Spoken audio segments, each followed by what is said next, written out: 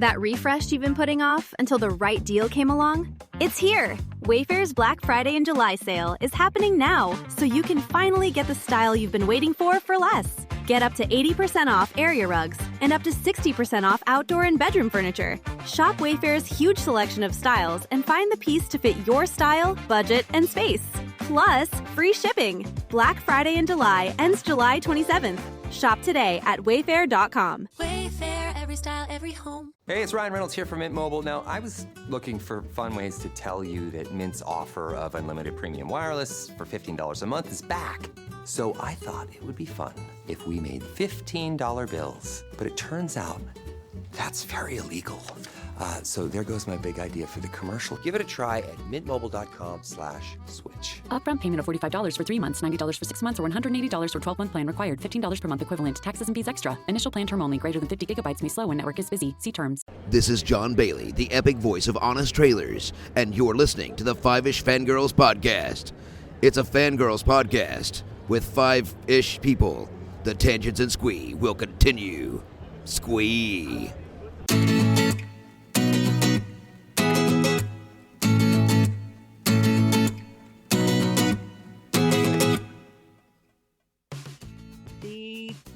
Tangents and Squeak continue all the way to episode of 534, the Fiveish Fangirls podcast. I just don't think Brooke could have done this. Exercise gives you endorphins. Endorphins make you happy. Happy people just don't shoot their husbands.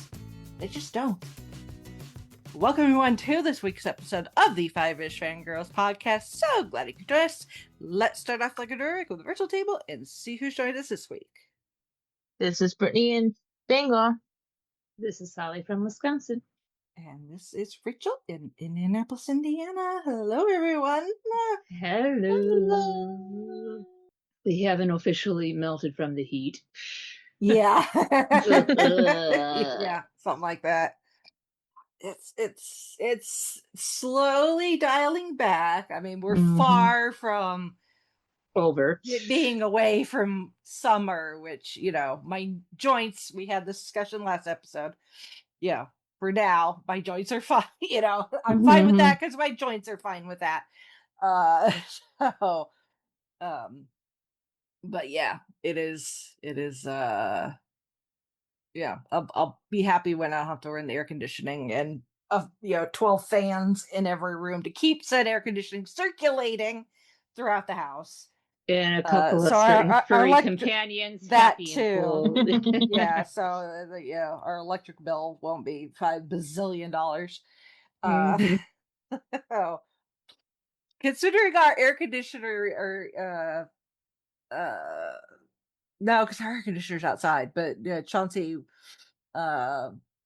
managed to catch the air conditioning unit before it got covered in a bunch of crap because we had like terrible dandelion fuzz and stuff earlier this season. So, but yeah, that can wreak havoc. Yeah, I'm sure our air conditioner would appreciate a break. Yes, and I would like some fresh air. Honestly, some non-smoky fresh air. Well, yeah, that too. I mean, at the moment, it has been very hazy since yesterday.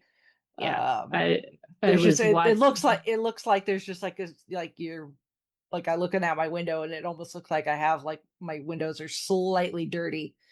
It's like no, that's just a bit of a Instagram filter, but not a good one.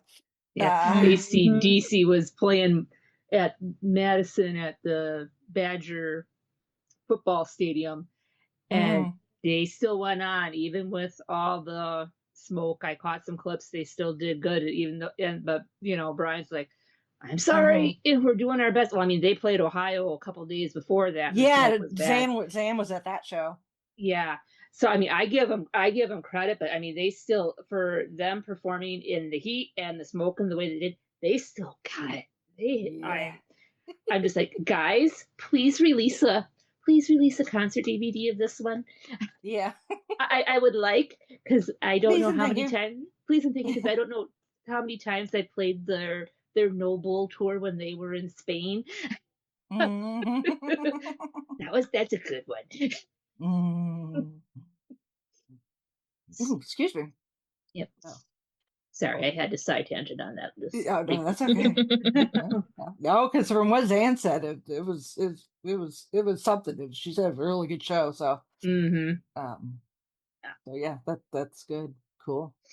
I like that. Yeah. All right, so let's get on to news. Kind of broke the interwebs today. This So morning, I was surprised, but then I'm kind of glad that they decided to drop it now instead of yeah, a little bit later in the week because of San Diego Comic Con or yeah, Christmas. yeah. It's delayed actually because uh, she's the reason I knew is because she messaged me because I had to leave the house for a little bit, so I wasn't home, and she's like, "Infinity War trailer," and I'm like, "Ah!" I'm like, "I'm not home." Um, but Shelly brought up a good point that they're probably wanting to get it out for San Diego Comic-Con, and then when Spider-Man Brand New Day opens next week, they can play the trailer. It can be part Right. of the crop of trailers before Spider-Man. Which makes complete and total sense. Exactly. Right. Just so whatever happens with Spider-Man, it's like you'll see the trailer and then you watch Spider-Man, and however things fall out in Spider-Man, you can be like, okay. Making sense. Yeah. Yes. So for the life of me, I'm not sure what name was on that very first clip. Oh, when it first starts, it's the medallion thing from outside the Xavier School for gifted students. Okay, that's what Mhm. I thought it was, but I thought it was something else. So okay. Yeah, no, it's the Mine was plaque not that playing. Okay, mine was not playing tricks on me, thinking it was something else. I've watched it. I've watched the trailer a few times since this morning. So, and every time I'm like, oh, I didn't see that before. So, but yeah, it's our first proper look at Avengers Doomsday. Oh, With, P.S. Nick, if you're listening, fast forward ahead. Yes. Oh yeah. I'm not sure how much, but Yeah. he knows. He knows at this point. I know, but I just thought just in case. Yeah, he knows because I know he likes to stay spoiler free. Yes, he doesn't like watching trailers. So, but yeah, it was just it really wild to see. One, to see some faces that we have not seen in a while. Mm-hmm. To see some more of the X-Men. Like Shang-Chi. Wow. It's like we haven't seen Shang-Chi since his movie. That's right. Oh my goodness. Ages ago. Right. So it's like, hi, Shang-Chi. It's like, oh, I've seen Shimu, his face because he's in the Barbie movie. He's one of the Kens. But it's like, oh, I haven't seen Shang-Chi in a hot minute. Obviously with Shuri and Namor and the rest of the residents of Wakanda, it's been slightly more recent, but still, it's been a hot minute. Yep. Since we've seen them. And then the Fantastic Family. We got the Fantastic Four, which is awesome. We knew they were coming because we had the little mid credit with the Thunderbolts. We got the Thunderbolts, including Bob. Yes. I'm sure Bob is like, this is not what I signed up for. No. Val, I want to renegotiate my contract. Yes. Val's a little busy at the moment, if considering what went down in Daredevil season 2. So, she may or may not have some splaining to do. Yeah, but still, but at least Bob, he's still around. They're keeping him around. And Loki looks like he's got a decision that he needs to make, just with the way he's holding that badge. Because I mean, for most of these characters, it's the characters we've known and got to get to know and care for and all that, Shuri and Baku and the Fantastic Four and Thor and all that. Loki, this version of Loki is not the same Loki that went through everything leading up to Endgame and Infinity War. So it's not this is not the Loki that died at the hand of Thanos and went through all of the stuff with Thor, with Ragnarok and all those things. This is a Right. Loki from a separate timeline. So yeah, he does have a decision. Does he get involved in this, even though he does not have the history Mm-hmm. with with Thor? That's not his Thor. No. And Thor's like, this is not my Loki, So Right, it's exactly. like how involved does he want to get? And also because of, excuse me, what happened with Loki season 2, obviously the whatever terminology they're going to use, the convergence, Mm-hmm. that that term that they gave us with Doctor Strange and Multiverse of Madness and stuff. Um, obviously these these convergences, these splits, Right. openings in the walls between universes Mm-hmm. are sitting, if not just creating gaping holes.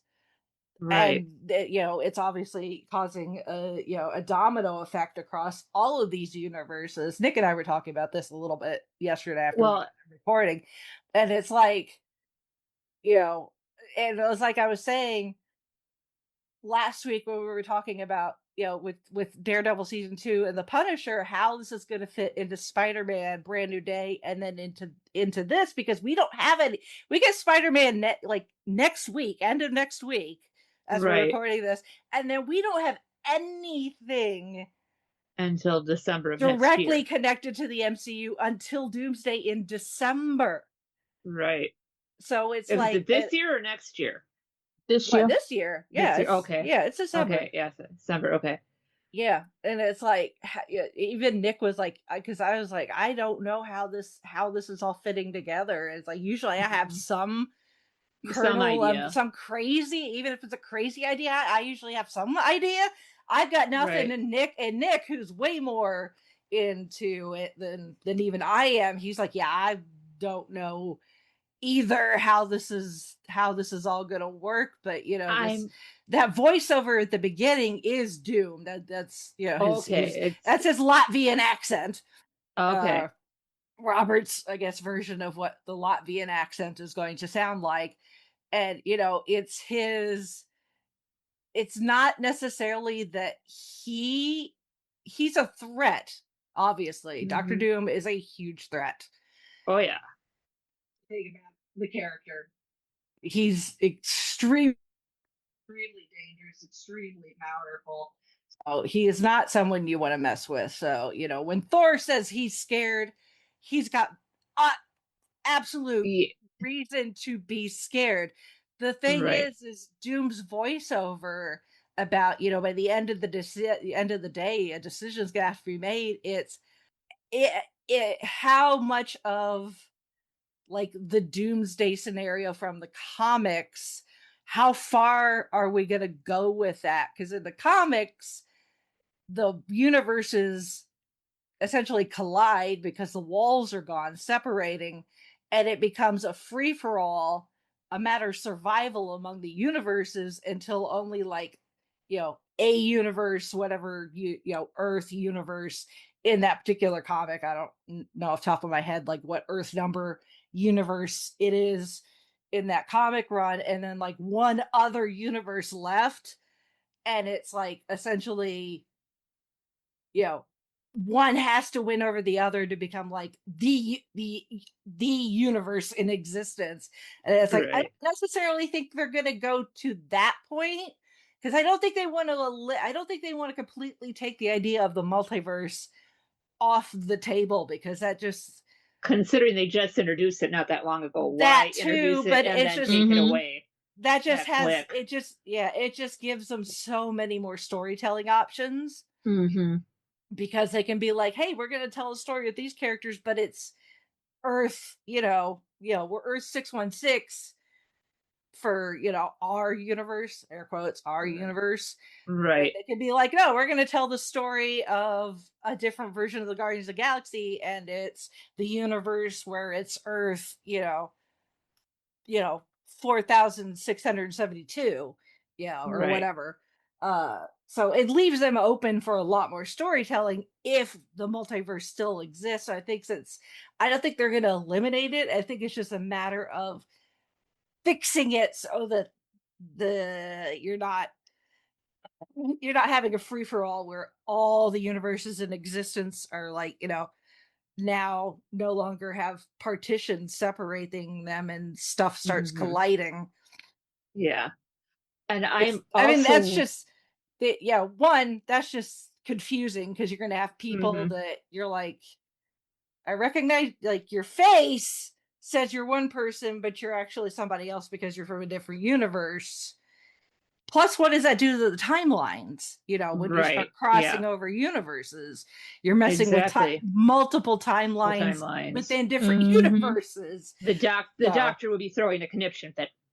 Exactly. I think that's why how Loki, at the very least, is going to play into it, is going to how he's going to factor into it. I don't think Loki is going to factor into things like the Loki that we've known before. That Loki is dead and gone.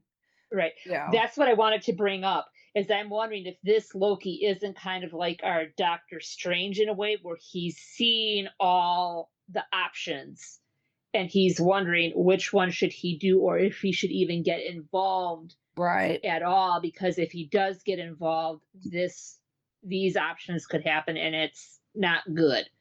Right. I'm wondering if that's not his thing. Yeah. I think that could seriously be a possibility. Because I did not see a hint of Strange at all in the trailer from what I could tell. I didn't either. I thought there was one shot of a giant staircase exploding, and at first I thought it was a sanctum, but actually I think that might be Xavier's school. I still think that might be. That's what I was thinking. Because I think that might still be Xavier's school. So, I mean, obviously we know Doctor Strange, like the characters we see in this trailer, is a small percentage of the people that have been confirmed. Yeah. I mean, I can remember the in this movie that we just sat and watched the chairs get placed. Yeah, we know there's a whole lot of them. Yeah, I mean they've given us quite a bit. I mean, we've got, like I said, we've got Shuri, we've got M'Baku, we've got Namor. We've got Sam, we've got Thor, we've got Ant-Man, we've got Bucky, we've got the Thunderbolts, those are all people from our universe. And we've got Cap. Cap coming back? We've got Steve. Or Steve coming back, but you know what this is something that Nick started to say the same thing when we were talking. He's like, Captain America. I'm like, no, this is Steve Rogers. Yeah, coming back. It's not so Captain. Hard. We have a Captain America already. His name is Sam Wilson. True, and old habits die hard. Sorry. Yes. No, this is Steve Rogers. I love that Mew Mew is like the best way to determine whether that's the actual Steve or not. And it makes perfect sense, because I don't think Mew Mew could get fooled. I don't think so. Yeah, I think you're right. I think if that was a scroll as a Steve, Mew Mew would not be flying to him. He would be maybe flying to hit him on the head to knock him out. Probably. Yeah, like, you're not worthy. Bang down. Yeah. So yeah, absolutely. So, excuse me. So yeah, we got Shang-Chi. He's from our universe. And then we've got a version of Charles Xavier. Obviously not the same one that we saw in Doctor Strange Multiverse of Madness, because that one died. Right. And we got a version of Magneto. We've got Gambit, we've got Cyclops, we've got Mystique. Yep. Which are all the Bryan Singer X-Men, era X-Men. Presumably, I would imagine to keep, for at least for the people that are keeping up, at least as far as watching stuff, at least as far as the movies are concerned, I would imagine that these X-Men are from the same universe that Maria Rambeau is trapped in, that we got That in would make sense. in the Marvels. Mm-hmm. Because we know like Kelsey Grammer's coming back as Beast.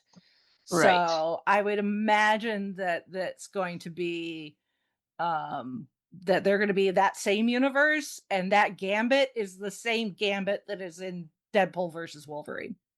Would be my guess that Gambit is from the same universe. So just to make things easier, I think. Yeah. Mm-hmm. It's like, we've seen this Gambit before. He was in the last Deadpool movie. He's with these other X-Men, and those X-Men are from the same universe that Maria Rambeau is currently stuck in. But still, it's still really cool to see, Gambit facing off with Shang-Chi. I'm like, I did not see though. I was just seeing those two together, even though it looks like they're fighting each other. It's just really wild to see them in the same scene together. And Like, then I never just that thought. Head shake. Like, no, Yeah. don't try it, dude. I was like, yeah, no way. I saw the rings. I'm like, yeah, Shang-Chi, and then I realized it was Gambit, and I'm like, holy shit. Yeah. Like, it's one thing that, the announcement with all the chairs and everything. It's another to actually see some of these characters finally come face. Even though we've had Gambit in Deadpool. Right. It's still like Deadpool is, even though he is properly in the MCU, and that's the other thing too, is it may not just be Loki, it could be Deadpool. Right. We could be involved in this too, with his involvement with the TVA as well. Right. And maybe his actions, because that involved some of these characters, like Channing Tatum's Gambit, that that may factor into it too. So, I mean, it's really wild to actually see it come together. It was one thing with Infinity, with Endgame and Infinity War and Endgame, but it was all the characters were of the same universe. Right. It was still exciting to see them all together, but it's like, they're all on the same planet for the most part. And it's like, yeah, their paths were bound to cross eventually, and something like Thanos is a good reason for their paths to cross. But it's another to see, that we're going to have like the Bryan Singer X-Men in the same movie as a lot of these other characters. So it's so wild, but it's like, it looks so good. I'm so excited, and I'm so excited for Spider-Man next week to see how this is teeing up for December. Although it's like, we're gonna get a Spider-Man next week, and be like, how? It's like, you're gonna be like, how long? And then it's like, oh yeah, there's a countdown on YouTube. Never mind, I know exactly how long till Doomsday. Yeah, the clock is still ticking. Yes. It's really wild, because that clock started when there was like a year out, 11 months or something like that out. Now we're at 4 months. It's like, I can't believe it's already been 7 months since that countdown started. 4 months is gonna go by like it is. It is. It's crazy. I mean, it's hard to believe that we're almost in the middle of July. I know. It's like, we're gonna get Doomsday comes out the same day as my last day of school before winter break. So that's how I get to start my Christmas holidays, is with Doomsday. Nice. Yeah, I go to the 23rd. So it's like, okay. Well, we're gonna see how this goes. Yeah. You're like, how do you expect me to grade things, get final, end of semester exams when Doomsday is happening? Exactly. Or it just might be like, okay, guys, this last week we're going to be on a little bit of a time crunch rush schedule. I want this done before then and in. and you probably do too, because I think the incoming grade that I'm dealing with, I think if I remember correctly, when I walked some of the halls, I think I heard a few students talking Marvel. So I was like, okay, we're all in the same. We're all in the same we're in the mindset same here. boat. Yeah. Let's try to make a deal here. Yeah. But at least you're not dealing with an interdimensional demon, or whatever it was. Yeah. That Doctor Strange had to deal with. Yeah. Domu? Dormammu, I have come to ask for help. Yes. Yeah. I have come to negotiate. Yes. Like, I'm not bargaining. I'd like to make a deal. Yes. Please and thank you. Yeah. So, oh my goodness. No. But now that they've got us, they did exactly what they intended. I wonder how many more trailers they are going to drop between now and then, or if this is just going to be the only one. Generally, for movies like this would actually be considered the teaser, not the actual trailer. That's quite the teaser. I know. I say teasers back in the day used to be like 30 seconds. Now they're this was just as long as an actual trailer. Trailer, yes. I mean, even the Russo brothers were calling it a trailer. I think the word teaser has like gone the way of the dodo, because they're not teasers anymore. No, they are trailers in and of themselves. Mm-hmm. But I think this is we'll have this trailer. This will be what we'll be sitting on for, let's see, we got 4 months. So I would say the next month, maybe 2, we'll get a trailer, what they would consider more a proper trailer. Mm-hmm. And then I would say another maybe month beforehand, we'll probably get another trailer, and then they'll start doing the short clips, and it's at that point I stop looking. So yeah. So I would expect one trailer, what we consider an actual trailer, if not 2 over the next like 2-3 months, and like the last month will be clips and the like, would be my guess, if they're keeping with the way they've been doing marketing for quite a while. Because I mean, that's what they did with Spider-Man, is we got the last trailer like a month or so ago, and then since then it's been little short clips like on social media, which I'm like, nope, not looking. Yeah. Nick goes completely trailer free. I will do trailers, but once they start doing like TV spots and short little clips, nope. Yeah, right. Yeah. Up to it. Yeah. Like, it's like, I want to know, but then I want to be surprised. Yes, exactly. So that's because I mean, most of this trailer, I mean, we're getting stuff kind of out of context, but with some of the other stuff that they show towards the initial release, it gets to be a little more contexty, and it's just like, I don't want that spoiled. I'd rather have it show me without context. Yeah. And then like, oh, so that's what that the theory I formed was completely wrong. Yeah, exactly. So yeah, that's what I expect. I mean, we've got they dropped this going into San Diego Comic-Con, which kind of makes sense. Right. Do you think they do anything for D23 at all, or no? No, because that's only a month from now. Okay. I can't imagine that they would drop anything. I mean, they could. I wouldn't put it past them, because then that would put us... Right. I mean, technically, we're talking... because this is... Technically, we're 5 months. It's 4 months and a whole bunch of change is what it is. So, right. D23 would put us 4 months or 3 months and a whole bunch of change, which is still a lot. So, I mean, they might,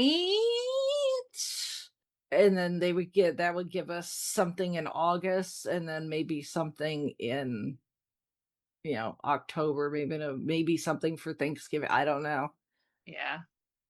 So, this is why I don't work in marketing. Unless they skip August entirely, do something in September and October. Yeah. I would imagine if they do anything at D23, it's going to be exclusive to D23. Yeah. That would be my guess. If you're there, you're going to see you're probably going to see something, and it's not going to be released out for the public. So you'd only have to rely on what people say they saw. So, yeah. And I'm sure that they'll have people, all cell phones put away. So that nothing gets leaked. We're collecting your cell phones at the door. You will get them when the panel is over. Yeah. We'll see. But it's exciting. It's very exciting. Oh. Well, and to have RDJ back again.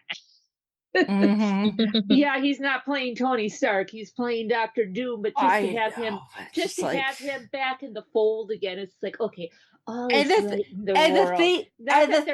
wasn't when he was decided to take a break, but it's like, okay. Yeah. Well, and the thing is like, going into the movie, us as the audience are going to be like, the face behind that mask looks like Tony Stark. And if he sees that face, they're going to think it's Tony Stark. Like all these people that knew Tony Stark when it's not if, it's when that mask comes off, there's going to be a lot of confusion and anger and fear and all sorts of reactions. Poor Peter Parker is going to need therapy for the rest of his life. Pepper's going to, daughter's going to. Possibly. Happy? I think, I want to say Gwyneth is one of the people that has not been confirmed to be coming back. Okay. Jon Favreau, too. I don't think he's been confirmed to come back either. That doesn't mean that they won't. Right. They did say that. I couldn't remember from the chairs. Yeah. Everybody was listed. Yeah. I'm 99.9% sure that neither Gwyneth nor John were in that mix of chairs, but that does not mean that they could not show up. Right. They just may have not been confirmed at the time. Or they wanted to keep some stuff close to the vest. The vest possibly. And not reveal.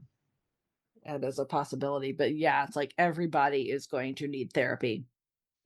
Everybody who knew Tony Stark is going to need therapy. Yeah. Yeah. But that's gonna be something like sitting in the movie, every time Doom's on the screen and the mask is on, it's like, you guys have no idea. Yeah.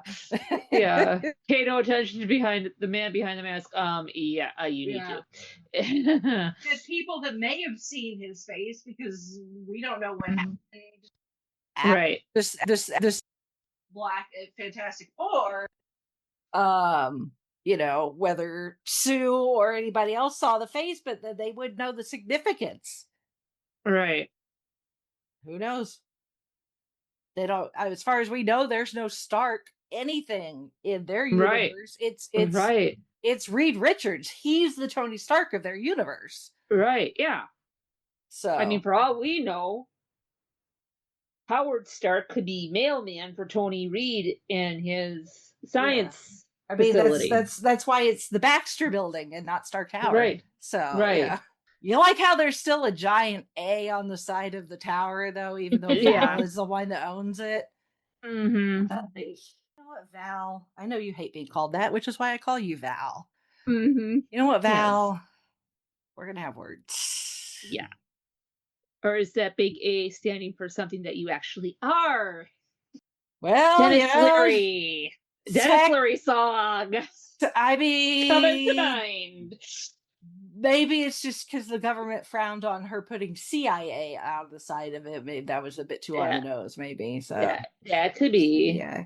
Or that could be just her rub salt and wound, keep tribute to Tony Stark, even though he is no longer here, and neither are the Avengers. Salt wound, let me.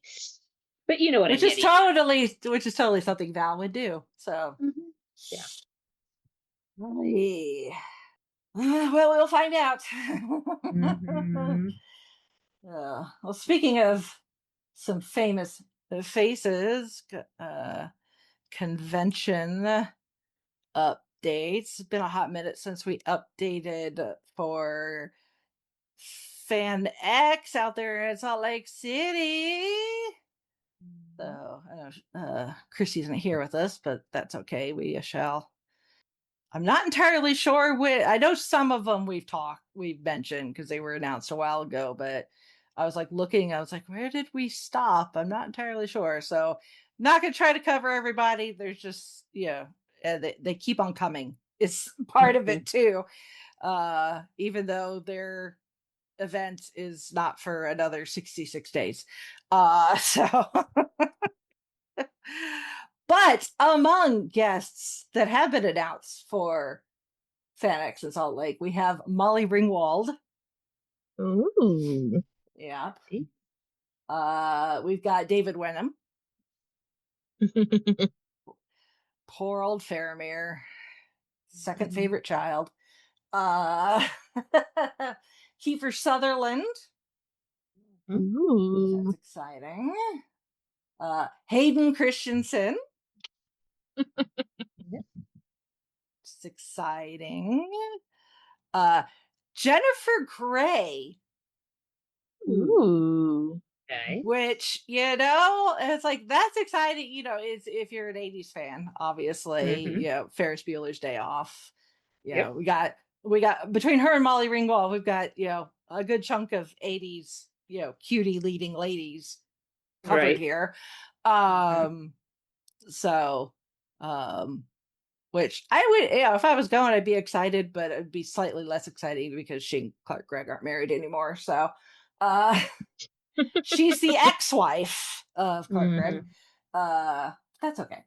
Carl Urban, again, sticking with Lord of the Rings. Aelmir. Jack Osborne. Yep. Ooh.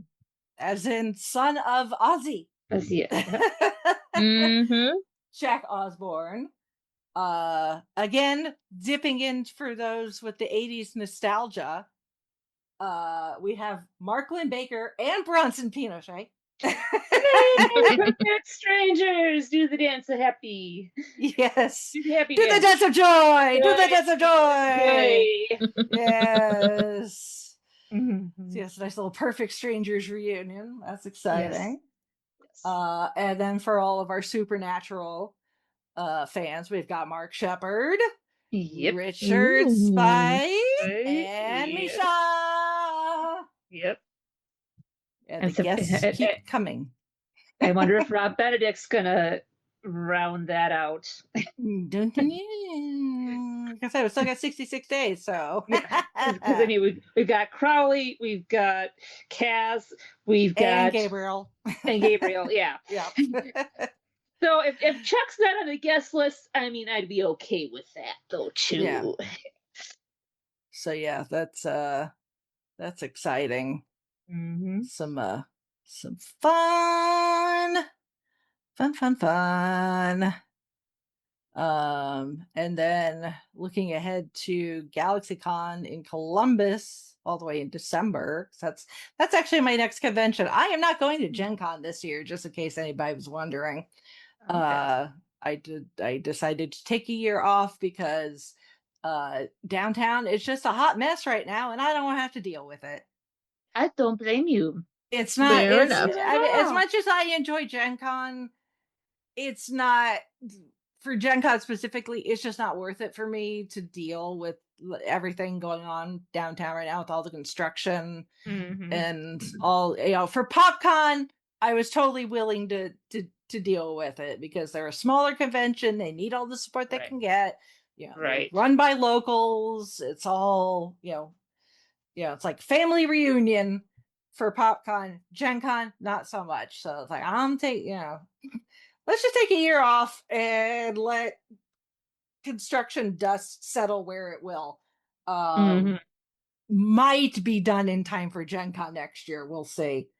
The new hotel that they're building right there on Georgia, right off of Georgia Street, is supposedly might be done for Gen Con next year, but I've also heard 2028. So we'll see. So yeah, I don't have anything as far as conventions until GalaxyCon in December, which honestly is fine because I am going to Vegas. But there was quite an announcement made for GalaxyCon, though. That too, but I'm also going to Vegas in October, so it's not like I have nothing between now and December.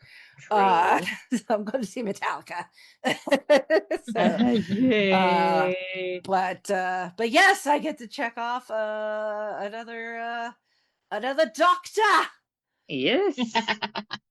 With Matt Smith coming to GalaxyCon. Yes. I mean, he's also in The Crown, and he's also in House of the Dragon, but he's 11th Doctor. Yes. So, it is because I'm currently watching House of the Dragon. Yeah. And it's so weird seeing him like that compared to like what I'm used to with the Doctor. Like, it's like you're not actually very Doctor. Oh, wait a minute. Yeah, I'm watching a series of dragons. Okay. Yeah. Yeah. So, but Matt is. I had a feeling. I was like, okay, GalaxyCon, it's still a bit of ways away, but watching the other conventions and how things have been playing out as far as like, because sometimes you see certain celebrities will start popping up and will do conventions for a stretch and then they kind of drop off again. And then you have your ones that you're going to see like all of the time, like your Disney princesses and some, especially a lot of your voice actors and stuff like that, you'll see fairly regularly. But I was like, in the back of my head, I was like, I just have this feeling GalaxyCon is going to get, they've had Jodie twice already. So it's like, they're probably not going to do Jodie again. So it's like, I think we're either going to get David or Matt. I was like, we're going to get one or the other. And I was right. So Matt's only going to be there Saturday. So plan accordingly. So just like Paul Bettany. Paul Bettany is going to be there too. He's only going to be there Saturday, but I've already met Paul. I got an autograph, got a picture, so I'm good there. Like I said, some of them, they're kind of regulars, or semi regular. Shatner's going to be there. Shatner's been there off and on fairly regularly. So Stephen Amell is going to be there. So Barry Bostwick, of course, he's always there because they always do a screening of Rocky Horror. Not anything. Steve from Blue's Clues, Steve Burns, he's going to be there. That's very exciting. I've met him, but still, that's very exciting. I love him. So what I'm excited about, she was announced quite a while ago. I think I even posted it on our Facebook page too when they made the announcement. Cassandra Peterson, aka Elvira. I've read her biography. I have too. She has led just the most like fascinating life. Yes. Oh my gosh. And if you haven't listened to it or read it, please do yourself a favor. I mean, it's just like, wow. Yeah. She has led a very, very interesting life. So quite interesting. So very cool. And of course you got your artists. They don't have I don't think they've got Chris on the website yet, but Zan's husband, he'll end up on there eventually. I don't know why. For whatever reason, he's not early on when they don't put them on the website immediately. So it takes a while for Chris to end up on there, but he'll end up on there eventually. So like I said, we got some other semi-regular voice actors. Colleen Clinkenbeard. A lot of anime. Although we do have 3 cast members from K-pop Demon Hunters. So we've got Bae Hong, Kevin Wu, and Alan Lee. So nice. So Tara Strong, which I have met her. She was at PopCon several years ago, early PopCon. So I should get her autograph again, though. I already have her autograph on the exclusive My Little Pony comic that they released just for PopCon the year that she was there. But I should get her autograph again and add it to my MCU because she has missed minutes. Just so she's on there. I always forget how much stuff she's done. Like a thing I watch a lot is like that. I'm a voiceover character, and like they show like the characters they do. I'm like, dang, she's done a lot. Mm-hmm. I mean, you follow her on social media on TikTok or whatever, and she just like starts rattling off the different voices, and I'm like, damn, girl. Yeah.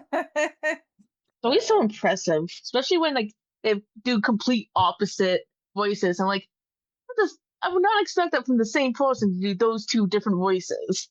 Yeah. Mm-hmm. Yeah. What's funny is they have Patrick Warburton listed under voice actors instead of like celebrity, like movie, TV actors. So but I mean, I guess he has. I unless you consider the Emperor's New Groove, unless they consider that voice acting. Well, Family Guy. Or Family Guy too, yeah. There's that too. Regular Family Guy. So I'm kind of actually hoping that they don't have it. No, it does not listed under his listing. So when he was at PopCon, I was really hoping that he would offer audio recordings as something that you could.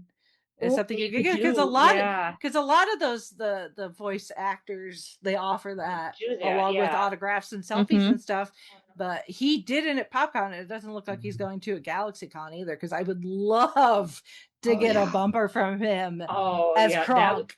That would be awesome. that would be worth whatever price. Yeah. Now Robbie Damon, on the other hand, that is listed as an option. So he's awesome. Yeah. The voices that man can pull, oh my goodness. Mm-hmm. I mean I like him because of his even his regular voice though. He's just a really good speaking voice. He does. So. And then I've listened to some kids' audiobooks.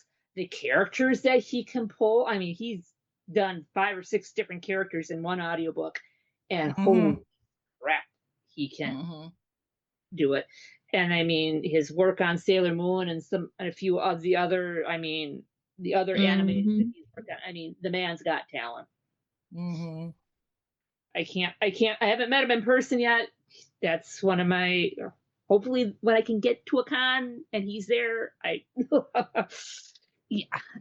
he's first person on the list to meet, get autograph, maybe audio and a pic, and maybe play rollies. Like, would you like to meet my corgi? Yes. Oh, I'm sure he would love to meet Corgi because he's met Omar. Yeah. One of these days. It's like, damn it, Matt Smith's gonna be at GalaxyCon, but it's like I can't take the dog unless they're an actual service animal, and it's like there's no way I could get river trained and fully certified before December. So a lot of I do eventually want to get her properly certified as a proper service animal, not an emotional. No, I understand emotional support animals have their place. That they actually do serve a purpose for the people that have them, but I would actually like to get her properly trained and certified as an actual service animal. One, for my own needs. Right. Because you can go beyond emotional support and have them trained for actual like psychological tasks for people with anxiety and PTSD and stuff like that. But also so that we can do things like go to like, retirement homes and children's hospitals and stuff like Right. that. But the program here that I could enroll her in, you have to have the dog. The dog has to be in your home and under your care for at least 6 months before you can even look into having them. So we got her in May. It makes sense. It makes So sense. it's going to be close to the end of the year before I could even think about enrolling her in a program, unfortunately. So I thought she's showing signs that she could be really good at it. Right. Just she does some things, and I'm like, once we get her in a program, I think she'll thrive and do really well. It's just unfortunate that timing wise, it's just not gonna be a thing where she would be certified so that she could go to a convention with me where only an actual service dog would be allowed. In conjunction is its own thing because the hotel just is pet friendly regardless. Right. So there are some places where they're animal friendly, and it's like it doesn't have to be a service animal, but something like Alexicon, it has to be an actual service animal. But it's like, damn, it would be really awesome to have Matt Smith meet River. Oh yes. Yeah, Doctor, meet River. Yes. What? Especially that doctor. River song, meet your husband. Yes. Yes, Doctor, meet your wife. Yes. That's an interesting And it's regeneration. also would be appropriate with his connection to the crown. That is true too, because she is a corgi. Yes. So, like, not only It is she works River, both but she's ways. also one of the queen's dogs. So, Yeah. this works on a number of levels. I love it. Yes. But yeah, let's have to. River's going to have to start meeting people from Doctor Who probably next year at the earliest. Yeah. So, but that's okay. But yeah, that's I'm excited. So yeah, it's nice. It's nice to have GalaxyCon to look forward to, not just with the celebrities. I mean, that's the whole reason I first started going. But the fact that Zan is there at least a little bit, and Charles is sometimes able to make it, sometimes not, and Aaron will show up occasionally too. So, and now Chauncey's willing to dip his toes in at least a little bit. In his case, it's for the people, but the celebrity is for him is the draw as well, because it's too people-y for him, but he likes being able to now he's met Zan. He hasn't met Charles yet. Yet to be able to cross paths while Charles is there, while Chauncey's with me, but he has met Aaron. And obviously he's met Chris, Zan's husband. But since they get some of these like 90s former child stars now too, it's like, the nostalgia makes it easier for him to not be so uncomfortable with all the people and stuff, and that I'm there to be able to like walk him through what to do and what not to do and that sort of thing, because he doesn't have the experience that I do. But so Chauncey will be there at least for a little bit of it. So he also likes, because Columbus also has a lot of very unique pizza restaurants. For some reason, Ohio is just a smorgasbord of pizza, and he really loves pizza. So he did I think I mentioned this, he did a pizza crawl all by himself last year. He went to like 4 different restaurants. I vaguely remember. Came back with leftovers. We were eating pizza from like multiple restaurants for a week. Well, So, at least you knew which kind you like and yeah. where to go back to. Yes. Something like that. Anyway, moving on. This is wild.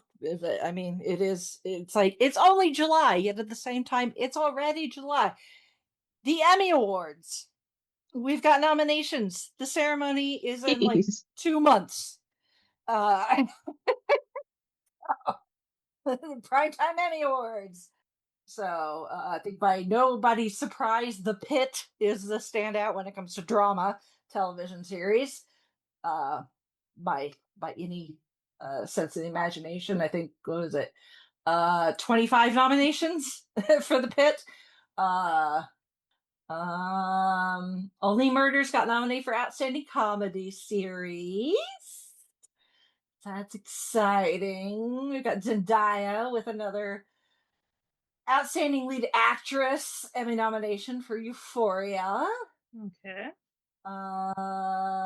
Let's see. We've got, I believe, Martin got nominated for Only Murders. Yes. For Outstanding Lead Actor in a Comedy Series. Yaha got nominated for Wonder Man. Cool. So that's pretty cool. So, in the same category. It's like I look at like some of these, like, I recognize some of the actors' names, um, but at the same time, it's like, and I recognize the names of the shows, and it's like I know generally what some of these shows are about. I just don't watch them, so Mm-hmm. oh, that's kind of bittersweet. Rob Reiner got a nomination for guest actor in a comedy series. Aww. I wonder if he'll win. Mm-hmm. I guess he made a guest appearance on The Bear. Anything else? Anything that we really care about? Star Wars Visions got nominated for Outstanding Animated Series. Ooh, I've So, not seen the newest ones. I need to go do that. Alan Cumming got nominated for Outstanding Host for a reality competition program for the Traders. Nice. I really need to sit down and watch that. I heard it's really good. Um, yeah, I mean, it's television, and considering most of us consume a lot of genre television, kind of like the other stuff, they just don't get nominated Mm-hmm. much. Yep. So, unfortunately, it's just the way the cookie crumbles. Unfortunately, with this mainstream stuff, they're like, is it mainstream? Yes. Okay. Is it genre? Yeah. Never mind. Oh, c'est la vie. Oh well. Well, speaking of awards ish, in a way, there's a segue in there somewhere. Awards, Oscars, gold standard. We got 2 new episodes of Gold Standard in the regular feed. Uh, Nick and Zan and I discussed the 2012 dark psychological. By the end of it, you're going to be like, these people are the most effed up people on the entire planet. Somebody needs to put them in a box and leave them out in the middle of the desert somewhere. Gone Girl. Ah. So, for better or for worse, we watched it and reviewed it. So, no, not 2012, 2014. Sorry. I was close. 2014. I was only a couple years off. So, yeah, David Fincher. I mean, it's totally in David Fincher's wheelhouse. I mean, it's the same guy that gave us Seven. No, which we've also reviewed on Gold Standard. So, uh, yeah, Zodiac. Yeah, this is totally the girl with the dragon tattoo. Totally in David Fincher's wheelhouse as far as these types of movies. But Ben Affleck, Rosamund Pike, awful people. Just, I mean, like if you're like me and you're fascinated by like the human mind and things like that, you want to play armchair psychologist, you have a field day with this one. I'm just saying. You can also use this as a blueprint of what not to do if you ever marry somebody. Just do the opposite of everything that they do. And then on Patreon, this one's Patreon selection is now available for those that financially support, where we talk about Godzilla -1, which that was quite fun to talk about. Gotta love a good old monster movie, especially one that did really well at the Oscars. It only walked away with one, but that's saying a lot for a Godzilla movie. So so there is that. So we've got feedback. It's feedback from Shalane. She says, "Hello, girls. We survived the 4th of July, and I'm going to enjoy the rest of the summer and not worry about next month. Plus, Taylor Swift and Travis got married, and it was the wedding of the century, in my opinion. I thought they weren't going to get married until a year or two from now. Hey, we got the money. Going back to Shrek, yes, they have triplets, 2 boys and a girl, who's going to be played by Zendaya. Cool. Also, they just announced they're doing a Donkey spin-off movie after doing 2 Puss in Boots movies. It might flop like Lightyear, the Toy Story spin-off, which I did enjoy. I only really love the robot cat socks. I mean, Puss in Boots ended up being way better than it probably should have been. So, I mean, I don't see why they couldn't do the same with Donkey. Is it? I guess it'd be. Is it just Donkey, or is it Donkey and Dragon? And children, because Donkey's a daddy too. Back at DreamWorks, we had 4 Kung Fu Panda movies. And I thought the 3rd one had a good ending, but I'm not going to see Shrek 5 in theaters. I'll wait till it comes out to streaming.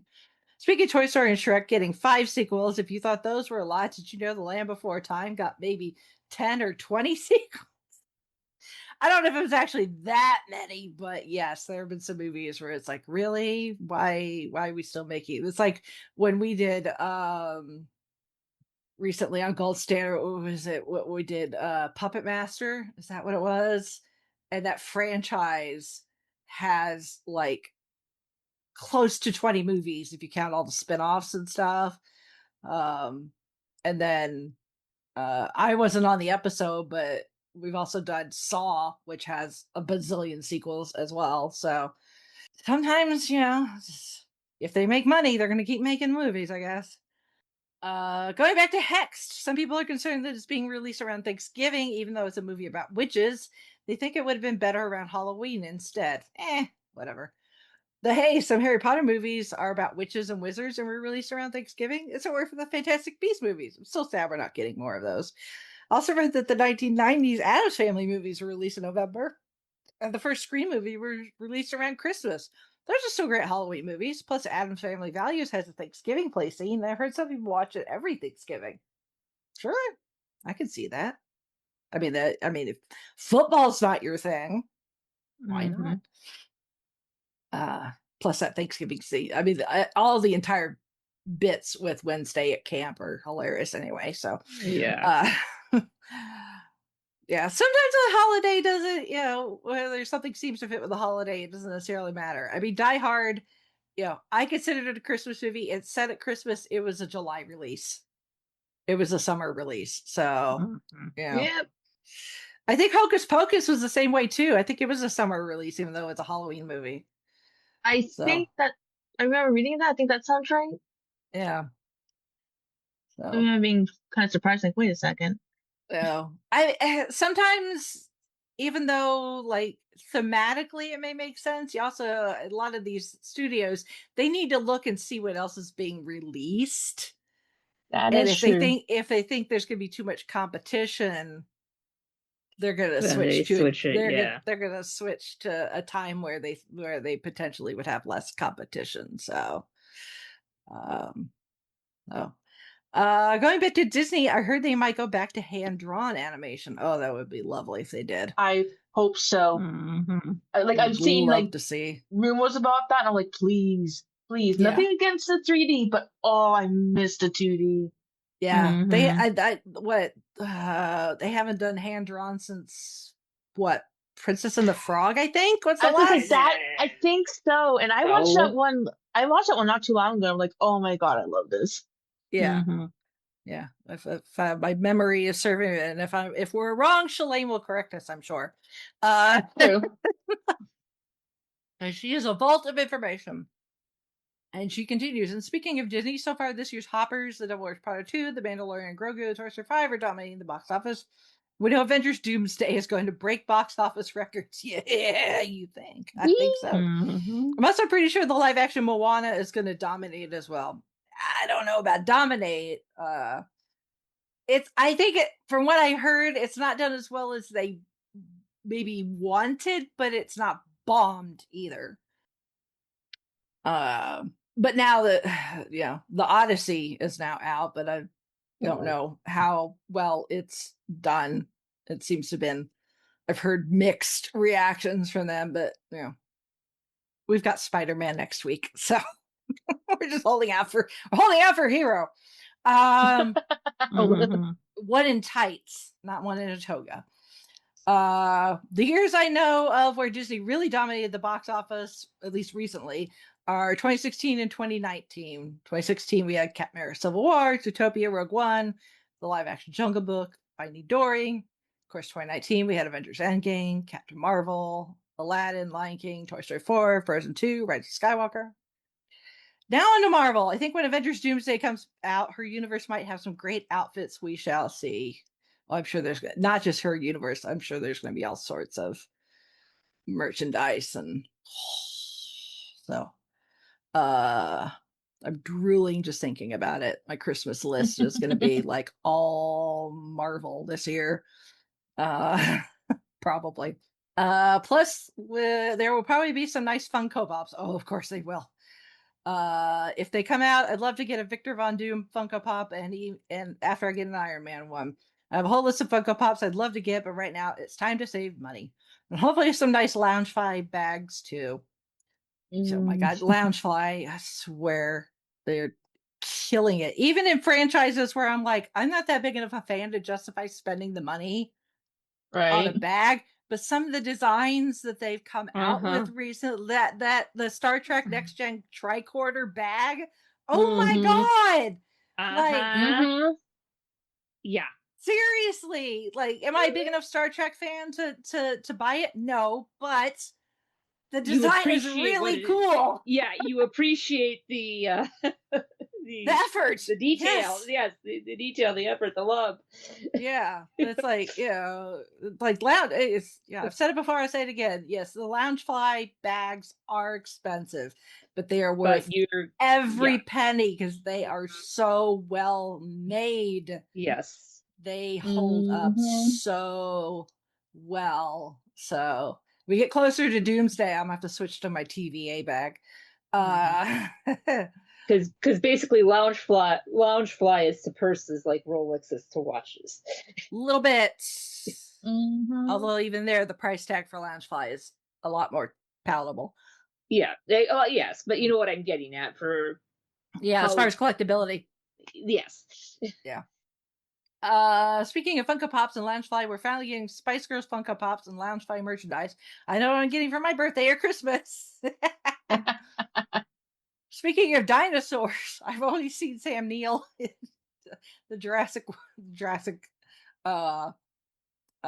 movies.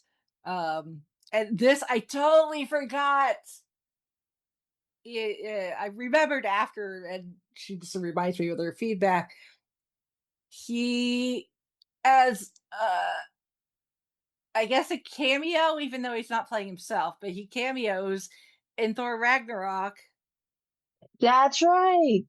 He plays Odin. in the stage play version. That's right. I completely forgot. Yeah, because Matt Damon plays Loki. Yeah. You're more focused on him than. It's Chris Hemsworth's brother that plays Thor. Mm-hmm. Yeah. So yeah. Why did I only watch I had totally forgot about Sam Neill's cameo in the MCU. So I was like, oh yeah. So let's see. Going back to box office hits, here are the biggest hits of each decade that I've researched. 70s was Star Wars, 80s was E.T., 90s was Titanic, 2000s was Avatar, and 2010s was Avengers Endgame. Mostly Disney has been the big box office success, and here's some Disney movies that rank number one at the box office in their years. No surprises there. Aladdin, Lion King, a couple Pirates movies, Toy Story, of course, the MCU, Star Wars, once they brought Star Wars back, Frozen, of course, Avatar. Last thing I've researched, since the Odyssey just released, it looks like it's dominating at the box office because it's Christopher Nolan movie. Here's my top 10 ranking of directors with major box office hits. Steven Spielberg's number one, James Cameron, Russo brothers, Peter Jackson, Michael Bay. Yes, but who cares? I agree. David Yates, Christopher Nolan, Ridley Scott, Tim Burton, and J.J. Abrams. So far this year, Project Hail Mary, Michael, and the Odyssey have dominated the box office, and they will probably be nominated for Best Picture at the Oscars, probably.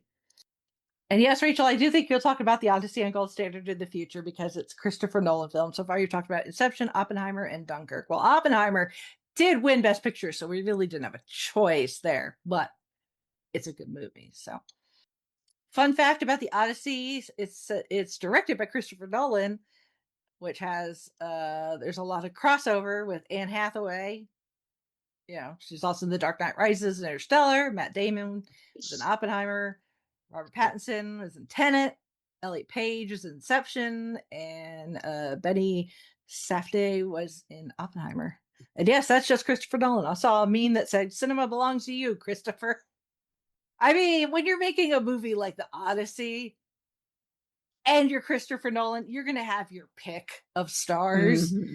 And, you know, if you know you've got people that you can rely on that you know are going to be able to do the job. So I love the meme. I haven't seen that meme she's talking about, but I love the meme that, like, you know, it's been however many years since Saving Private Benjamin, and we're still trying to get Matt Damon home. It's like been years and years and years of stories about trying to get Matt Damon somewhere. Well, you know, once he was more sure of himself after going to therapy and with Robin Williams, you know, he's got out there in the world and just got a little lost. That's all. I wasn't sure when you guys were going to get to Daredevil Born Again season 2 since the season finale was 2 months ago. I know sometimes we're a little behind. We get there eventually. And I'm still waiting. I'm still waiting for you girls to talk about the Mandalorian and Grogu, though I highly doubt it. We'll get to it. I promise. We need to do we really need to do like a Star Wars, just kind of catch up because it's been just kind of dribbly as far as Star Wars content. So it's like we got that, you know, we've got the cartoons. We still got a lot of the cartoons. So you know, we've had the series with Jude Law, and it's like we kind of needed to do a Star Wars like wrap up, like where is the Star Wars universe right now? Right. So exactly. There's still a few I need to see. Yeah, because I still need to rewatch the ones with the kids. I still got to finish the one with what's his face from Phantom Menace. Sith Lord. with Darth Maul. Darth Maul, thank you. Yeah, Maul. Yeah. Yeah. I was blanking. Yeah. Yep. So yeah, it's just like Star Wars has just been kind of, you know, bloop, bloop, bloop, bloop, bloop. Here's some Star Wars. Yeah. And then it's quiet, and then it's like, oh, here's some more Star Wars. Yeah. Yep. It's like, so yeah, we just need to do like a catch up with the Star Wars universe and see where everything is at. Yeah, Mhm. because it's all over the place. Well, thank you, Shalane, for your feedback as always. So moving on to this week's main topic, which is one of my personal favorites for somebody who's not big into like your stereotypical like rom-com, more girly, obviously kind of, it just screams we're marketing this towards the female demographic type of content. You wouldn't think this is necessarily something that I would be a huge fan of, but I am. And that is Legally Blonde. So we said if Clueless and My Cousin and Vinny My had a Cousin baby, Vinny, this would be it. Yeah. So for those that don't know, the starts out as a book. The book originally was self-published in 2001. And then it got a proper official publication in 2003. Which I guess the fact that it was self-published did not matter because they still adapted it to a movie the same year, 2001. So it's been 25 years since the first Legally Blonde movie came out. They just did an anniversary event, I believe in Los Angeles, and Reese was there, Jennifer Coolidge was there, a bunch of the cast was there. In celebration of the anniversary of the first movie, and of course the release of the prequel series that's now out, on Amazon Prime. So, but yeah, so the book, written by Amanda Brown, based on her own personal experiences as a law student at Stanford in the 80s. She was a law student in the 80s. And I've read the book. Have you guys read the book? No. I have not. Okay, here's the thing. How different is it? Well, I mean, there's some differences as far as like some like names are different. The plot is pretty much the same. Elle gets dumped by Warner. It's still Warner. Elle gets dumped by Warner because he needs somebody more serious.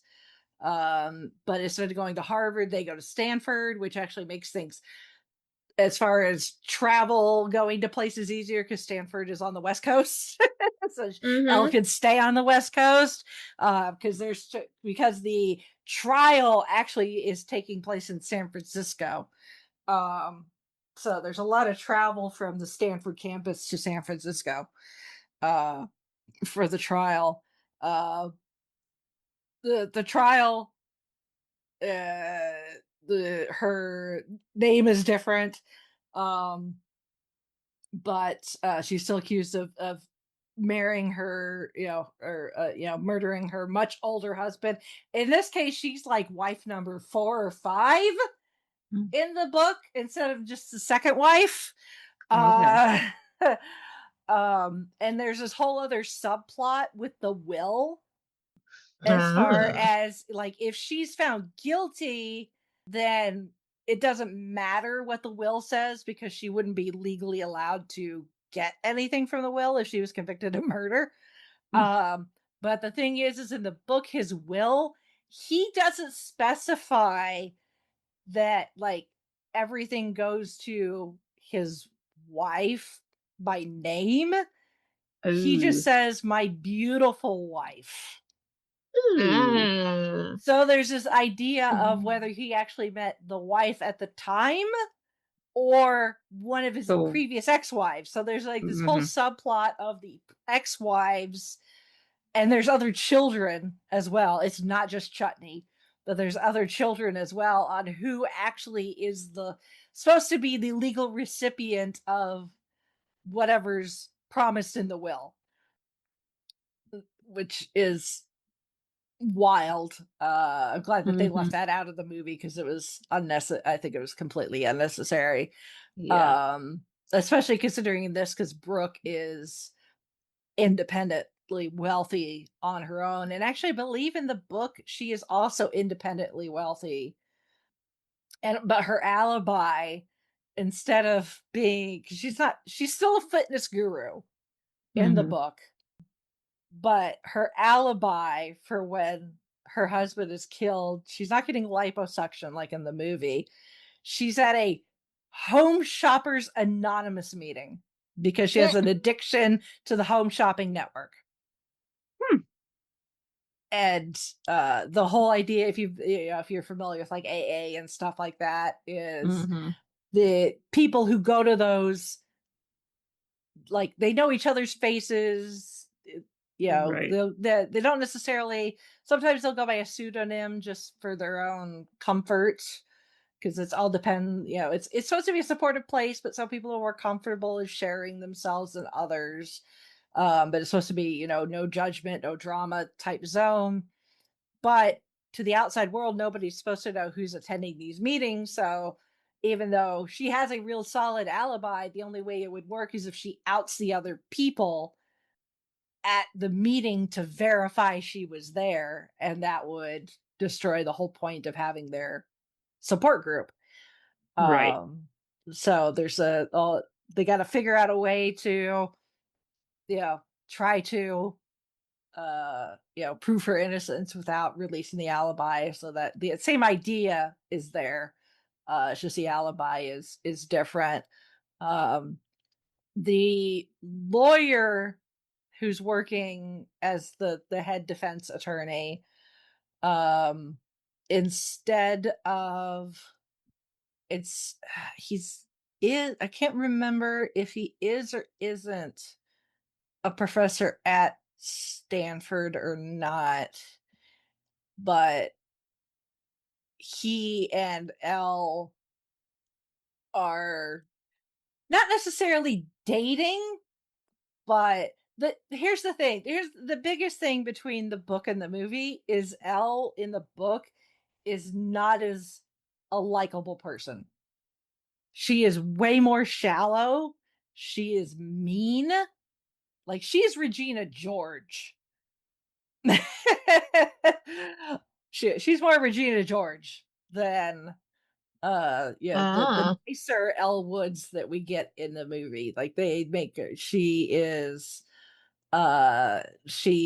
skips classes. When she is in class, she spends most of the time zoning out what's going on and reading fashion magazines.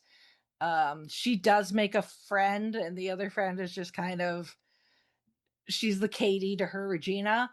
The only reason Elle manages to pass her classes, because unlike in the movie where Elle actually discovers that she likes being a lawyer and enjoys the work, the Elle in the book never does. She is purely there to try to get Warner back away from, it's not Vivian, I think her name is Sarah in the book. At one point, Elle and Warner go back to Elle's apartment and like have a heavy makeout session, even though he's with Sarah. So, and yeah, she's just, the Elle in the book is not as nice. She's way more, she cares way more about aesthetics and how people look from the outside as opposed to who they are on the inside. She knows she's good looking and uses it to her advantage. The one friend she makes is willing to like share her notes and stuff from some of the classes. She ends up with like a secret admirer who ends up giving her a lot of like notes and materials to help her pass her classes just because they think she's pretty. Like, it's literally like she gets like the students have like mailboxes, and she gets these deliveries of like notes and all sorts of stuff for the classes to help her out because she's not paying attention in class. She does not care about law school at all. She is only there to get her man. And it just so happens that she ends up again using what she's got to weasel her way into being part of this murder trial, being one of the students working on it, only because Warner is also working on it. Not because she genuinely wants to, just as she wants to be there so that she could. She just constantly wants to be around Warner, near Warner, to remind him that she exists, essentially, and be like, "You remember me? This is what you left. This is what you're missing out on," type thing. Because Sarah / Vivian is kind of the opposite of everything that Elle is. And I mean, she does ultimately figure out the trial does ultimately kind of go the way it does in the movie. Chutney is actually the perpetrator, and Elle does pass, but it leaves Warner in the dust. She realizes that she doesn't need him. And she's got her friend, she's got her dog, she does have her chihuahua, although glad they changed the dog's name because his name in the book is Underdog. Ooh, I like Bruiser better. I know, Right? like Bruiser that's a dumb name for Bruiser fits a animal. Chihuahua better than Underdog. Come on. Yeah. I mean, unless she was going for the Underdog, the cartoon, but that was a Basset Hound or a Beagle from the Canterbury Spurs. So I have no idea where she got that name from. So, because I don't think Amanda had a dog when she was at law school. So, I mean, there's this whole thing where in the book, Elle gets kicked out of the dorms because she has a dog, and dogs aren't supposed to be allowed, and she has to find an apartment off campus that does allow dogs.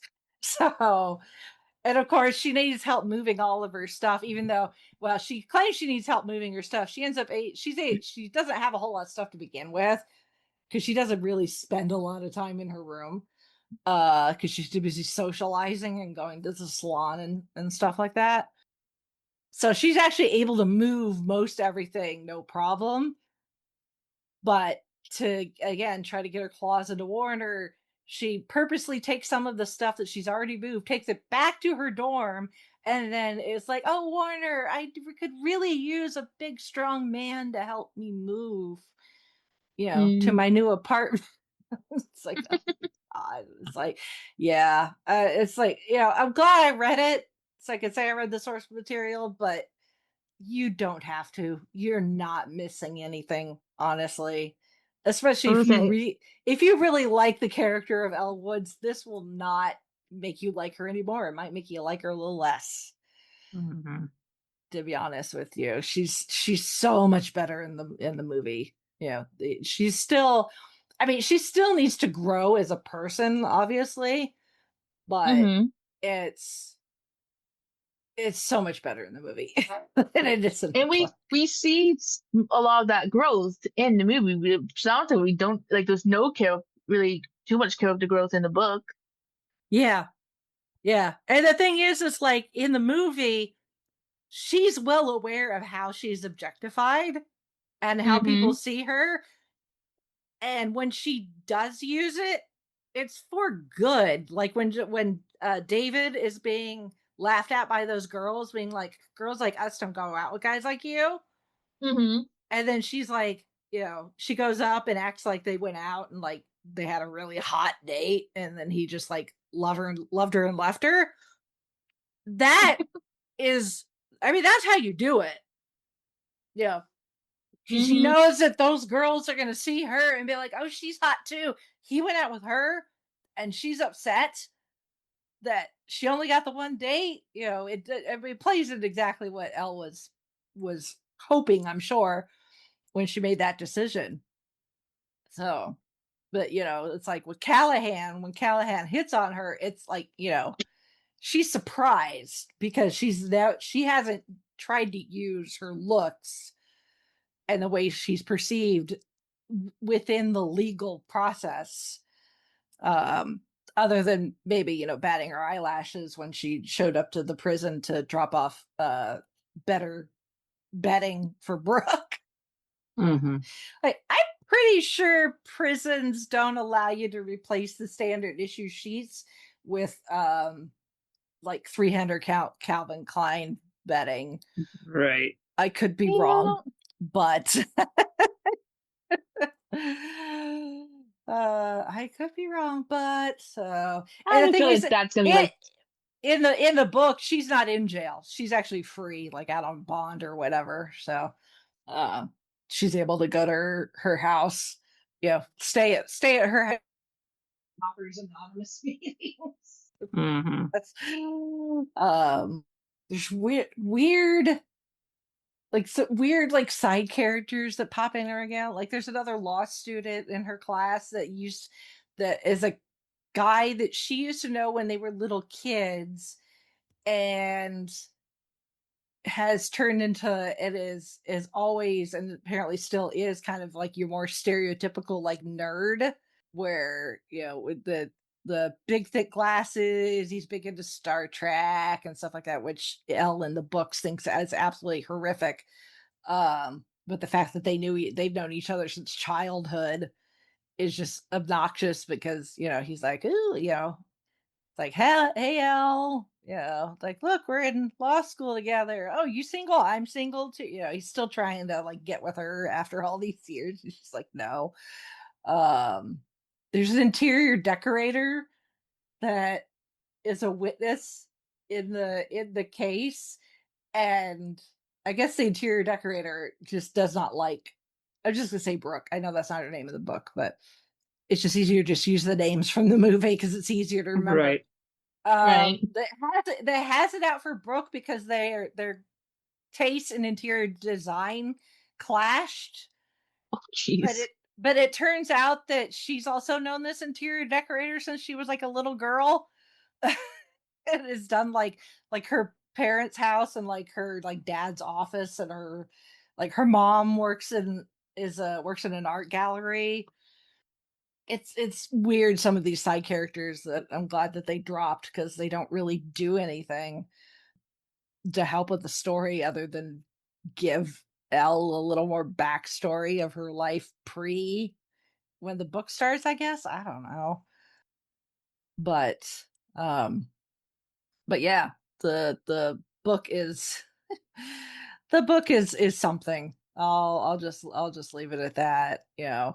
I'm I'm glad that they you know in this case weren't extremely faithful to the source material, that they made a lot of changes and for the better, because Elle in this, she is she's, I believe I read or watched somewhere that Reese approached her, for her take on Elle in the movies is very much kind of Marilyn Monroe coded, especially her character Lorelai in Gentlemen Prefer Blondes, where she comes off as ditzy, um, and maybe not the sharpest crayon in the box, but actually she's extremely smart. She just knows when to use it just because of how the way the world works.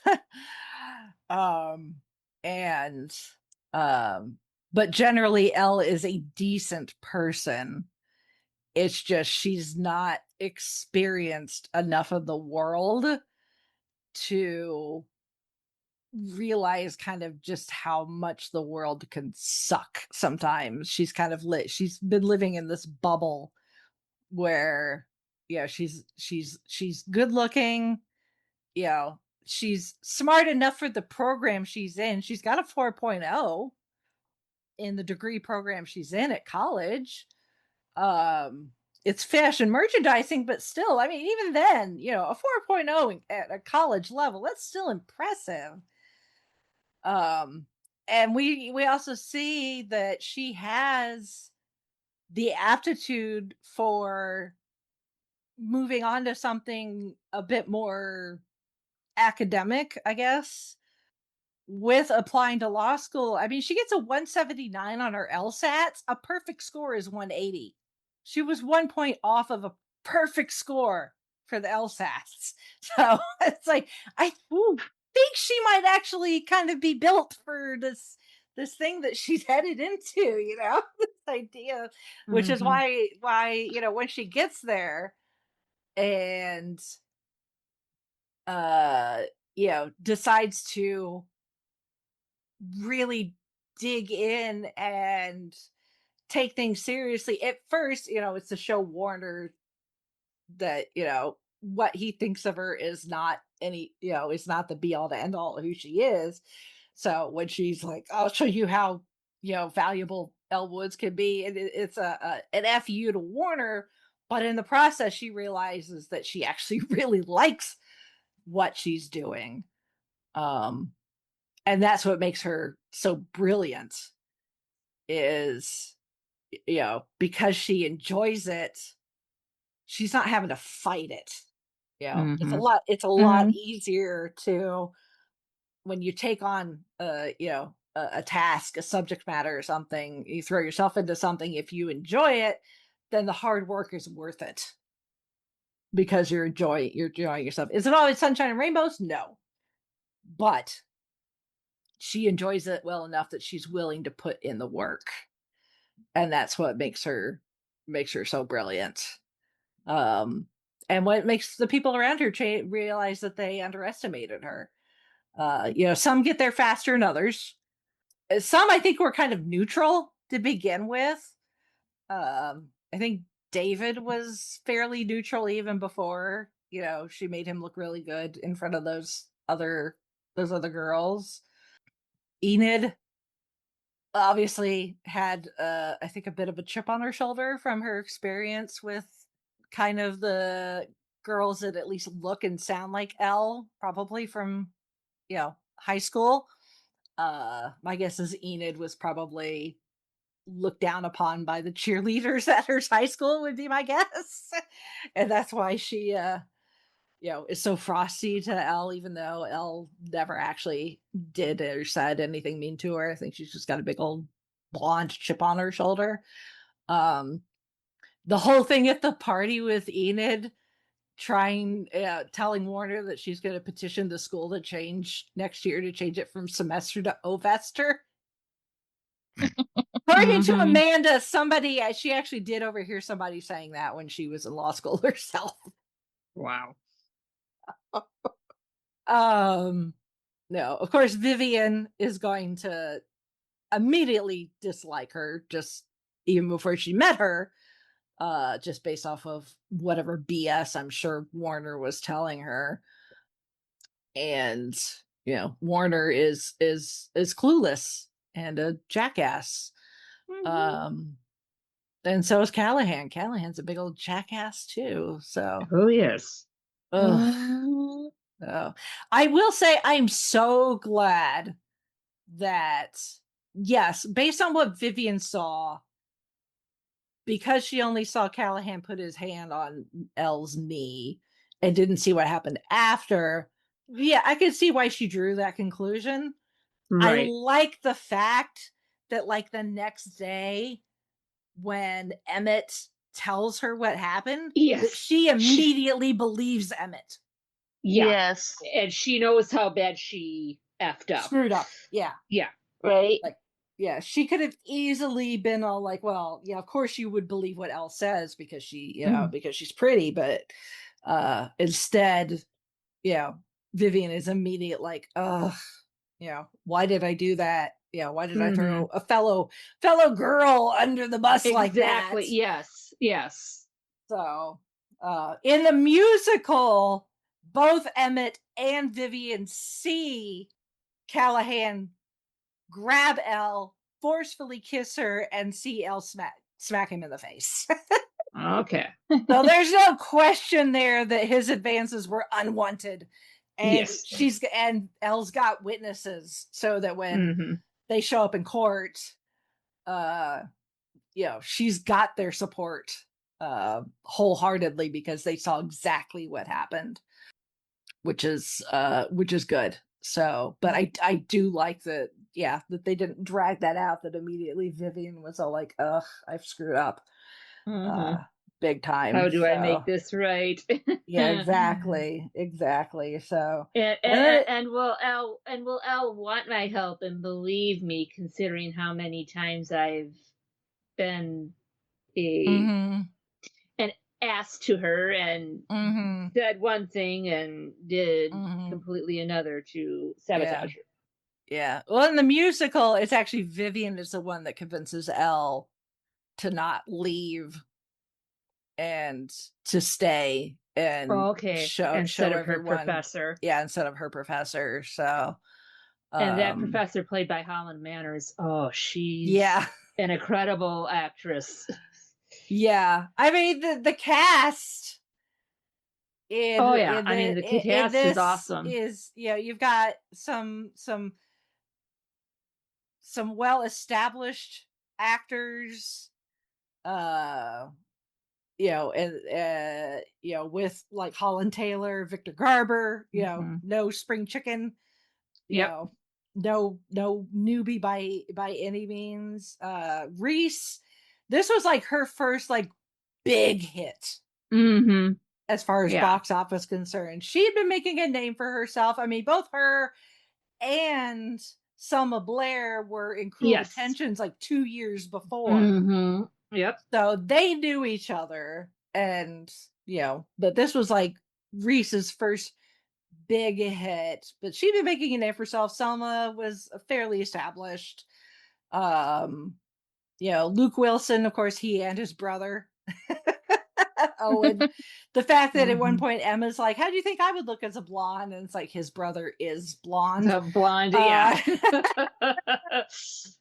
And a member and part of the MCU.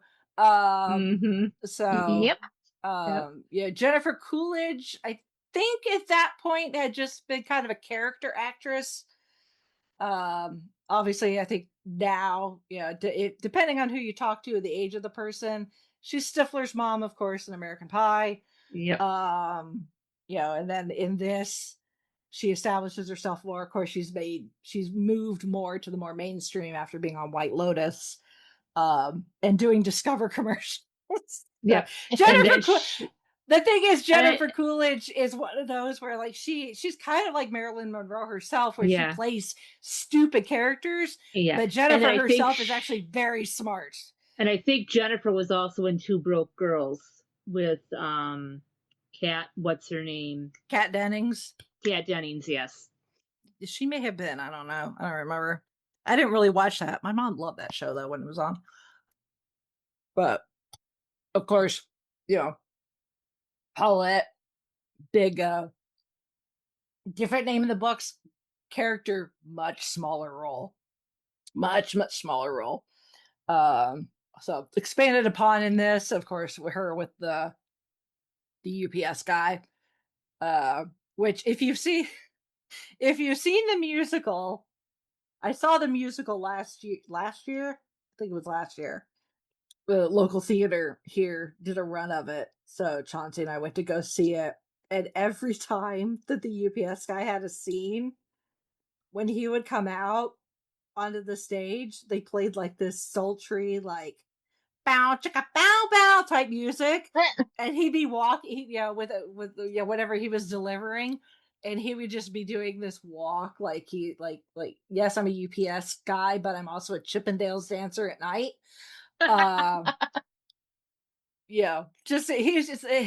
His walk was just very like, look at me, ladies, I'm going to deliver a package to Paulette. And Paulette in the musical, actually, it's even more, her story's even more expanded, where, yeah, she breaks up with, her boyfriend breaks up with her. She has to get custody of her dog back. Poor Rufus. Um, and, he and her, the UPS guy's constantly flirting with her, and she's just so awkward about it. But Paulette has this dream about going to Ireland. And what seals the deal with her and the UPS guy is when she finds out his last name is like O something, like O'Malley or O'Brien or something. Like, oh, it's Irish. Yeah. She's like, sign me up. I found him in pots of gold. He wears a UPS uniform.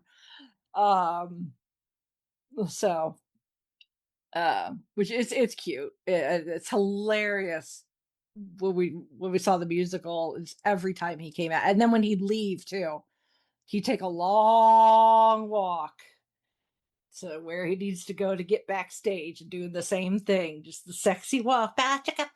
You know. And all of us in the audience are just like laughing. Of course, some of the ladies and probably some of the guys too, are wolf whistling and woo. Just because it's so it's so funny. It's the guy that was playing the UPS guy. I'm sure a lot of it has to be with how far he wants to take it, how much he wants to play into it, on how entertaining it is. And whoever, the guy that was playing the UPS guy for this particular, run of it, he knew exactly what the assignment was and got an A+. Oh. so, um, so, um, so yeah, that's absolutely hilarious. I love the musical. Um, it's one of those where it's like, really, they adapted Legally Blonde into a musical? And they actually did a really good job. It's pretty faithful to the movie with a few tweaks. The songs, a lot of them are very, very catchy. If you were a regular cable TV watcher at the time, you probably saw MTV. Uh, when they were doing they knew that they were doing the musical. MTV did a series for the search for Elle Woods. Uh, um, they showed the process of what it was like to go through the auditions and everything and try to uh, have her find their Elle Woods. And eventually they do. Um, and of course they did. Laura Bell Bundy was the one that was cast as Elle. She's gone on to have success in a number of musicals. And Christian Borle actually played Emmett. So, which he's the OG Prince Herbert in Spamalot, among other things. so, uh, so he's real cool. And so yeah, that was they ended up once Laura had been cast, they did full production, and MTV aired it live. And you can still watch it. It's out there on YouTube. You can watch the entire thing with all the MTV personalities and stuff. It's pretty fun. And yeah, I mean, it played in Broadway for after 595 performances. Although it was considered a financial disappointment because it didn't fully recoup its original investment. So it closed in October 2008. It did start touring North America right like a month before it closed on Broadway, and has toured off and on. It also had a run in the West End for a couple of years. It toured the UK a few times. That's also had some international runs as well. There's a French language version of it. That it only played in France for 3 weeks. Guess it doesn't translate to that well, literally and figuratively. It did well in Australia. So it won, I guess it's the equivalent of the Tonys in Australia. It won 5 of those, the Helpman Awards, so including Best Musical. There's a version of it in Hebrew. Oh. Yeah. There's a Spanish language version. So that has played in Spain and Brazil.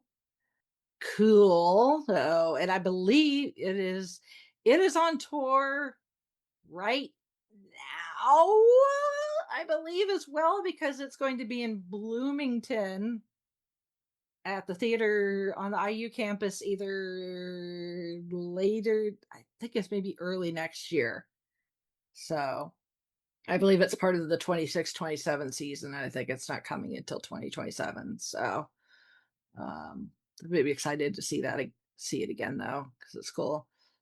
I mean, the opening number, oh my god, is so catchy. It became its own part of it, became its own meme for a while there a couple of years ago.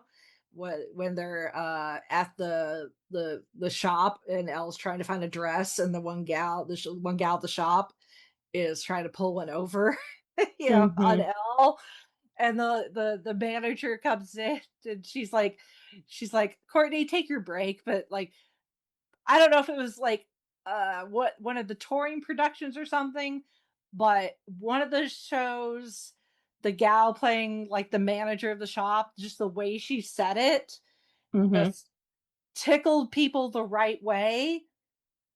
And it became like this meme of like, how many ways can you say, Courtney, take your break, with like, with as much sarcasm or as much like disdain for like Courtney doesn't know how to do her job, type Right, things. yeah. Like it was a short run as far as meme life goes, but it was kind of funny that it was a thing for a while, several years back. How long before you were looking for a new job? Yeah, really. Yeah, people on TikTok, it's like, how many different ways could you interpret Courtney, take your break? Yeah, leave before I decide to throttle you. Yes. Oh. So yeah. I can't speak for if this is the case, because I believe when I saw it, it wasn't one of the touring productions. It was just a local theater that they just, they got the rights to be able to do it.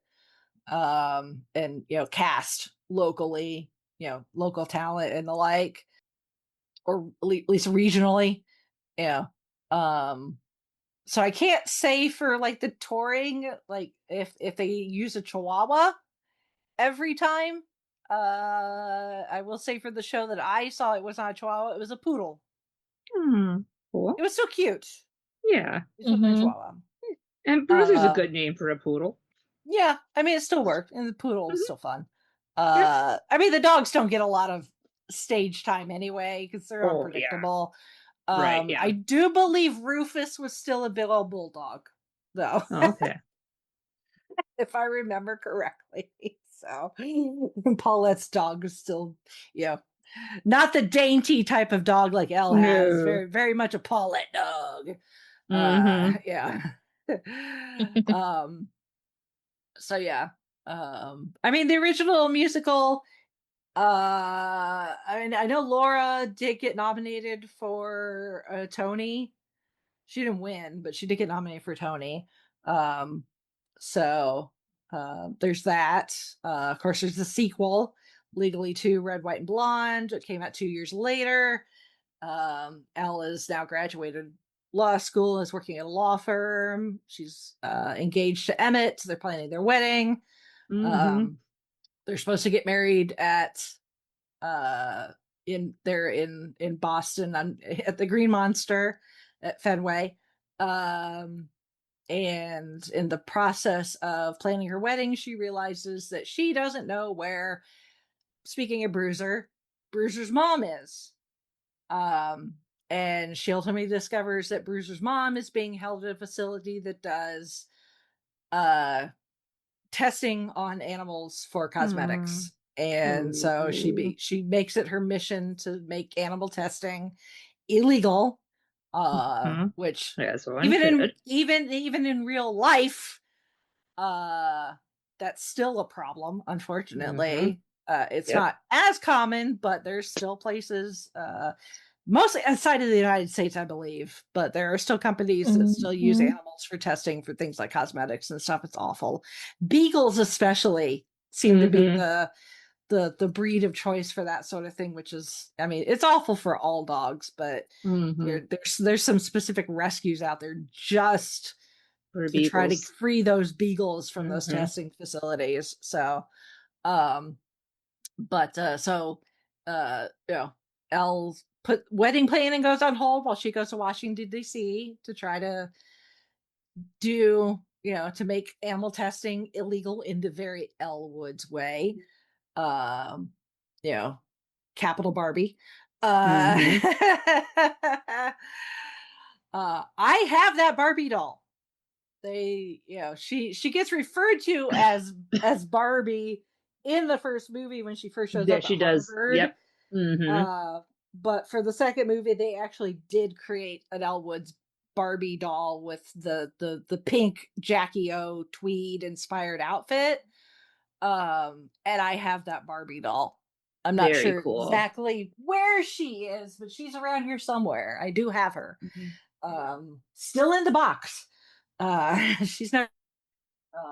And it was a little Bruiser. little Barbie scale equivalent Bruiser. In that outfit. So, but in the process, she meets some new people. There's a congresswoman, senator, something like that.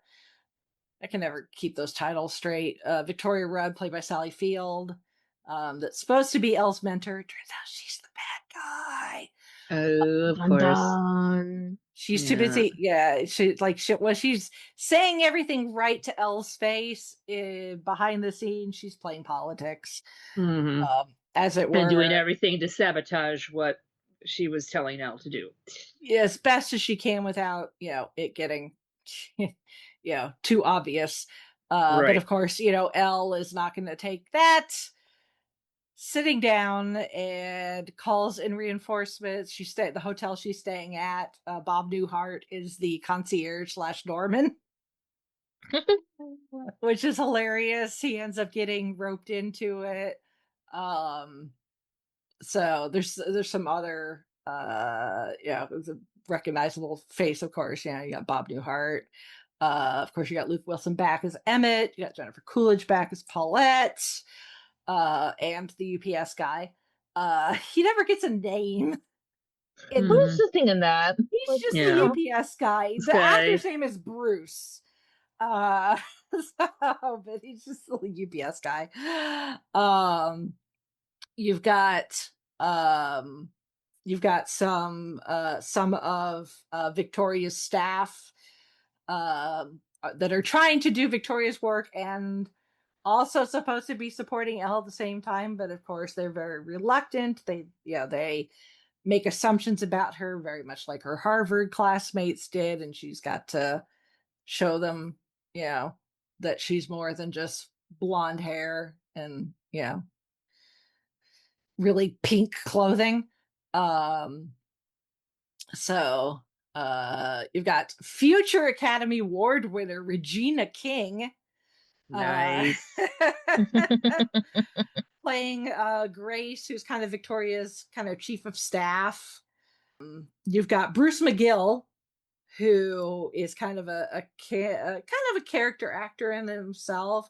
He plays another congressman named Stan, who is a Southern Republican NRA supporting, very kind of Southern redneck-ish, not redneck, but kind of your stereotypical conservative Southern Republican gun-toting politician that I don't think necessarily this would fly now. I think just because I think most people understand that it's tongue-in-cheek. The song in the musical, Is He Gay or European, still flies because people recognize that it's tongue-in-cheek when they're talking about the pool boy. Right. Whether they're trying to decide whether he's gay or European. Turns out he's both, actually, in the musical.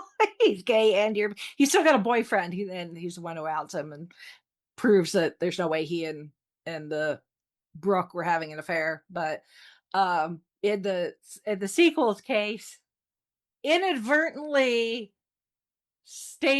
Elle gets Stan to support her and what she's calling Bruiser's bill, when it turns out that she drops Bruiser off at a doggy day spa while Elle is working, so that he's not stuck at the hotel and Sid doesn't have to be the one responsible for it. Sid walks a lot of the people staying at the hotel dogs, but he doesn't necessarily have to walk Bruiser every day. So Elle takes Bruiser to a doggy day spa, and it just so happens that Stan has also dropped Les, his big burly boxer type dog, also off at the same day spa, and they're both paged to come back to the doggy day spa because apparently Bruiser and Les have fallen for each other, and the lady at the dog spa has to explain that their dogs are gay.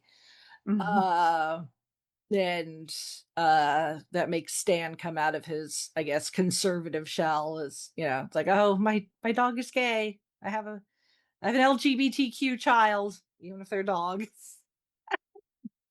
There's this whole thing that they do a million dog march, like the million man march on the Capitol, and they're trying to get people to sign this petition because they have to get like so many signatures for the bill to go up to vote, for them to actually vote on.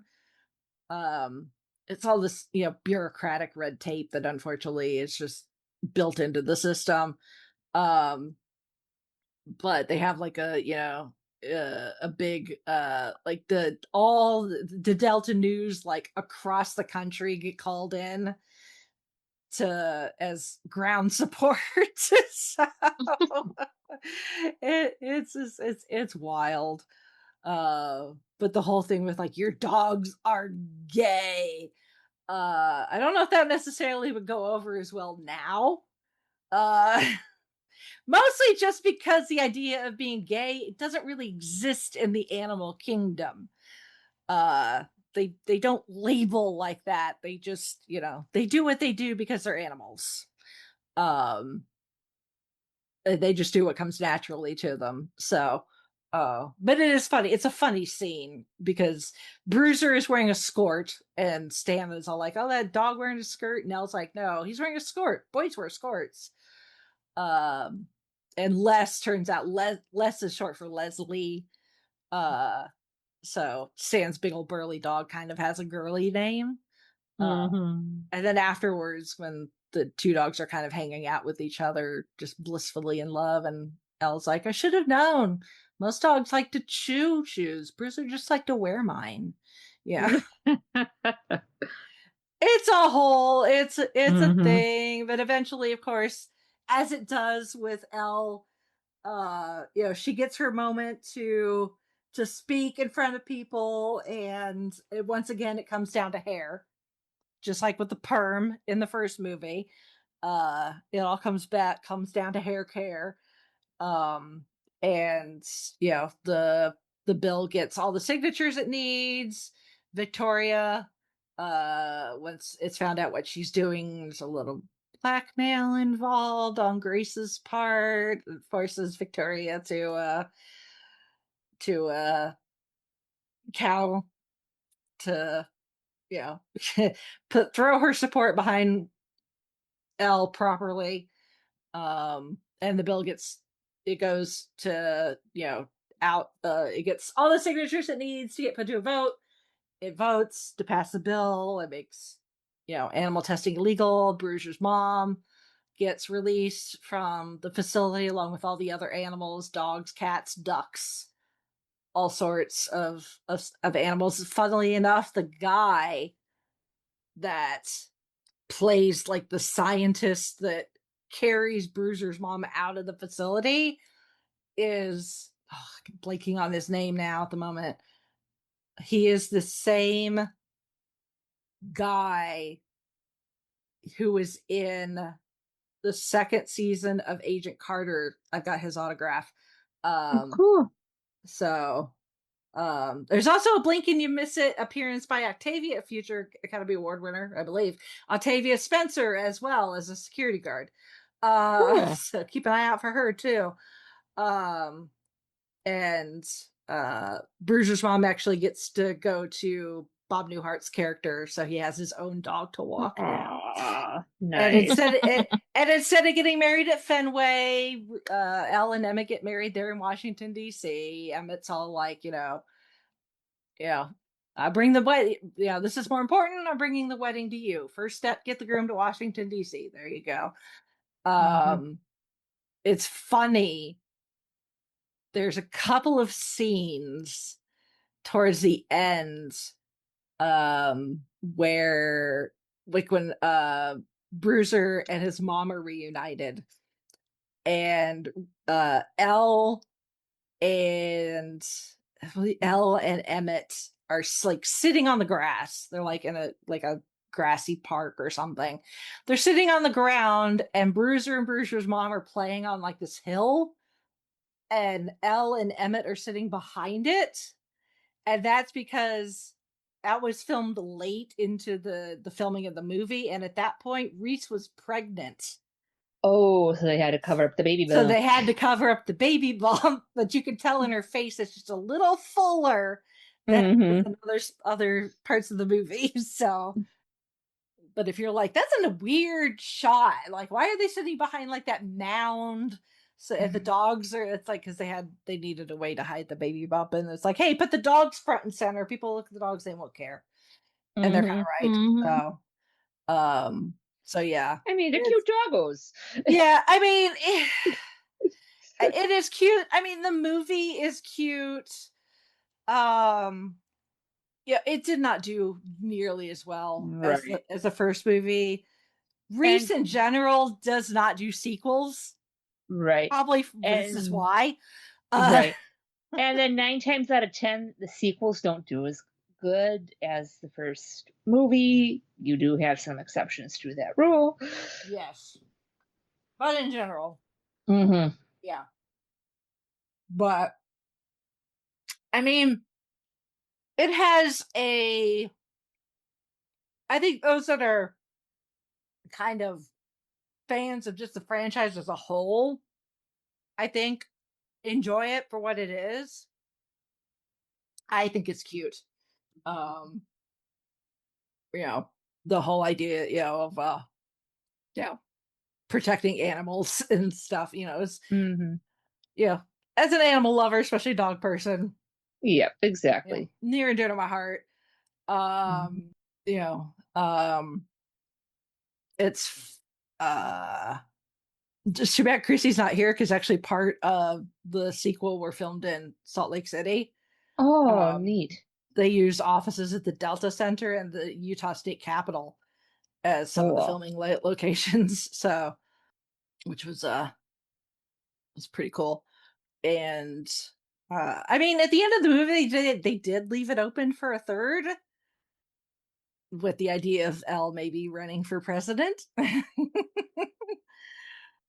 Back in like 2018-ish, even Reese herself hinted that they were going to make a third one, and it even had a release date. That release date happened to be right smack dab in the middle of the pandemic, so never happened.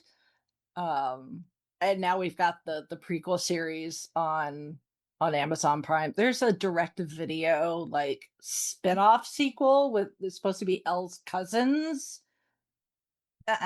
No. No. Save your brain cells for something else. Oh, okay. Okay. Yeah, save it. Save your sequel, your brain cells. So will we maybe get that third movie? I don't know. Supposedly there was a script still being worked on during the pandemic, but it's been kind of radio silence with that ever since. And now there also was supposed to be a TV series back in 2003 that didn't go anywhere. I mean, there was a pilot that was filmed, but that's as far as it went. It did not take off by any means. But now we have the series on Amazon Prime. Reese got the idea from watching Wednesday. Oh, cool. Makes sense. The idea of Wednesday at high school, and it's like, oh, we could do that with Elle. See what Elle Woods was like before she went to college and all that adult stuff. So and from what I've heard, it's mixed. I think some of it depends on just how some of it depends on how emotionally invested you are in the franchise as a whole and the character of Elle Woods as a whole. It's been renewed for another season, so it must be doing well enough that Amazon Prime is like, yeah, sure, we're gonna make another. I mean, there's only 8 episodes in season 1, so this isn't like a TV series where there could be double-digit episodes. Right. And that's usually par for the course for Amazon live action stuff. It's usually 8 episodes depending on the company. Animated, they usually run more to like 10 or 12. Yeah. So I mean, I can't imagine that this would go on. The series would go on for too long, because I mean, it starts where Elle is 16. So that would be junior, or would that be freshman? She would be sophomore. like a junior. She would be like a junior in high school, right? And she's a senior undergrad in the first movie. Okay, so maybe first year. She graduates Harvard in 2003. Right.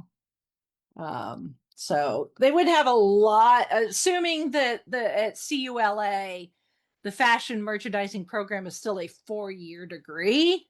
Right. So you'd have 2 years of high school and then 4 years of college. Right. Leading up to the events of the first movie. So I guess you could if you really wanted to, but I mean, once she gets to CULA, it's like, I guess you could just show some of the stuff that gets mentioned in the first movie, like the one gal who got the perm and then entered the wet t-shirt contest. Some of the stuff she did for for her classes, like the faux fur underwear. Mm-hmm. What she did to get into, I guess, Delta Nu, and how she worked her way up into becoming president of the sorority, maybe, I guess. How she met Serena and Margot. If she hasn't met them before she gets to college, because we don't really know a whole lot about their backstory. So I mean, there's some stuff there, but I don't think they'd need to necessarily stretch it out for that. I think Elle in high school and maybe like her first year of college, I think would be sufficient, and I think interesting enough. That transition from high school to college can be very awkward. And kind of the thing with Elle is she has a lot of confidence. So seeing her, I mean, that's kind of the premise of the series as a whole, is when she has to move from Los Angeles to Seattle. So, knocking her off of her off balance a little bit is kind of the premise to begin with. But then, eventually she has to end up back in LA to go to CULA. So, she's not going to stay in Seattle for very long, in theory. So you're not going to have that kind of as a plot point for very long, especially if you're only doing like 8 episodes a season. So, but yeah, I guess we'll see, how things go as far as, the second season and what happens with that, I guess. So, we've got this, Lexi Mindtree playing 16-year-old Elle. Her audition tape was essentially, she recreated Elle's admission tape for Harvard. And that was the role, which I thought was really cute. It's like, oh, she understood the assignment. Mm-hmm. She's a newcomer. We've got new faces with this, at least as far as the younger roles. Although we got Tom Everett Scott, playing her dad. Guy from That Thing You Do, among other things. So, did have. I'm not sure how they're going to work this, because it wasn't a regular character; it's just a recurring character. But the superintendent of Elle's school was played by James Van Der Beek, who we know passed away earlier this year. So, how that'll affect the new season, I guess we'll see.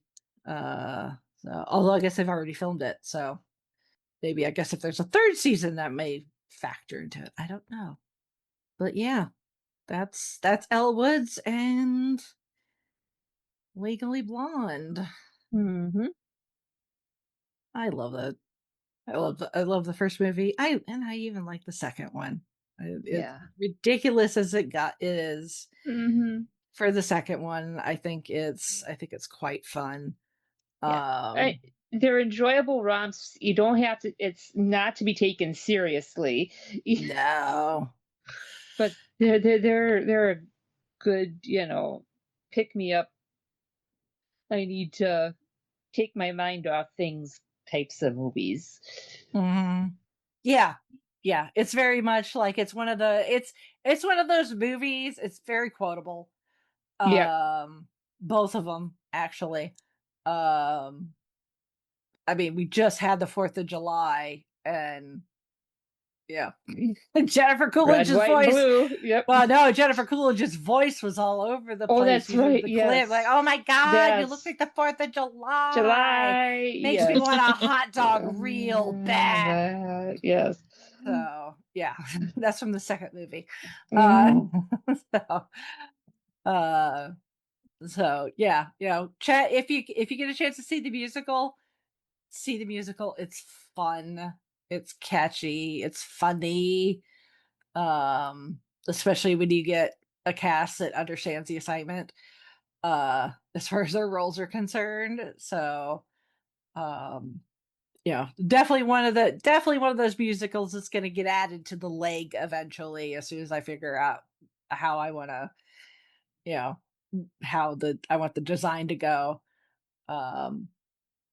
As far as musicals are concerned, and they're easy. But it's definitely that type of movie that, like, if it happens to be on TV, you can turn it on. You don't necessarily need to sit down and watch it. It's definitely one that you can have on while you're doing something like folding laundry.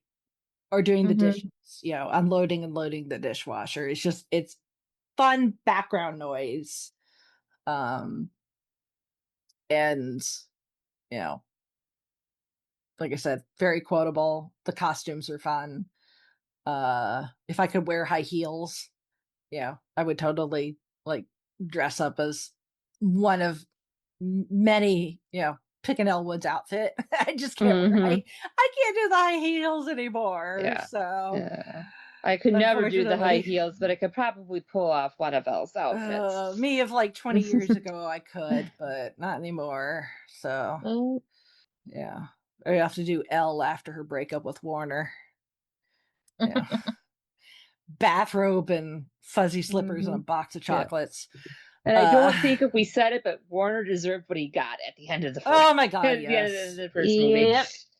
Vivian and Elle both deserve better, and Elle got what she needed with Emmett, and hopefully Vivian can find her guy. Yeah. I like to think that Vivian, after she dumped Warner's ass, which she totally deserved, found happiness. Yep. Yeah. If that's something she wants.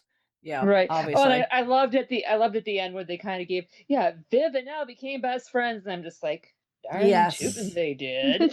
Yeah. That whole graduation was a last minute addition.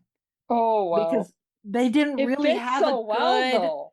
Yeah, they didn't really have a good ending that kind of tied things up well, because the book doesn't do that. And so they came up with the whole graduation thing.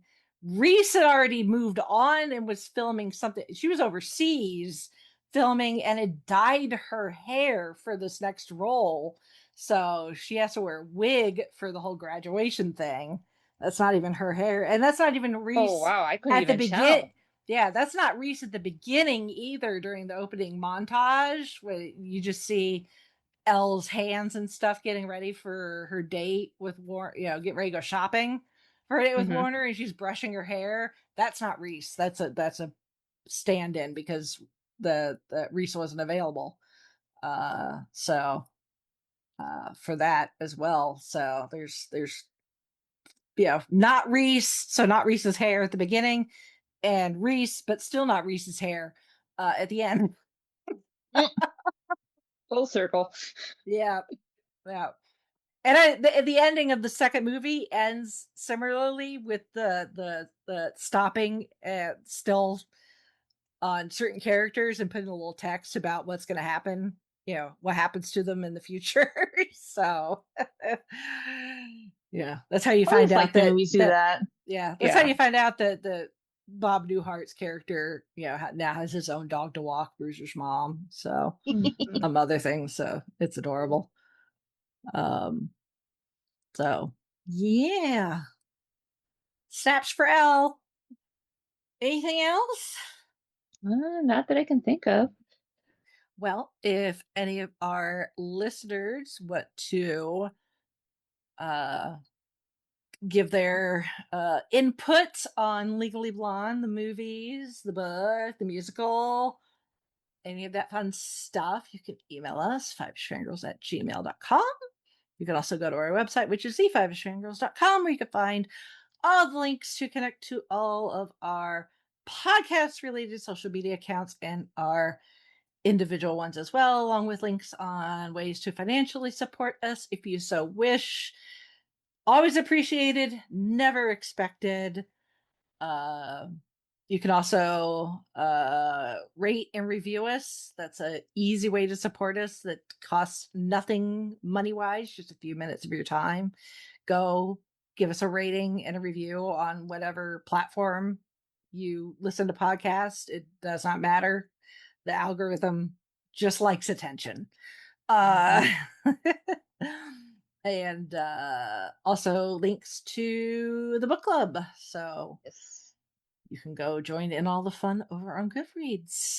So, and we will be back with all the fun stuff from Fran and Christmas.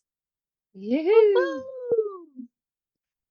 Hopefully we'll be able to pick ourselves up from the puddle of goo, if depending on what drops and what gets announced.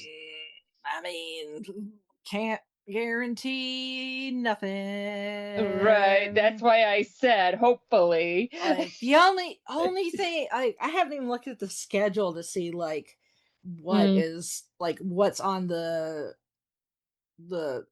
horn, what's on the schedule for San Diego Comic-Con, other than I know that there's going to be a Spaceball 2 panel, I believe, in Hall H. So yeah.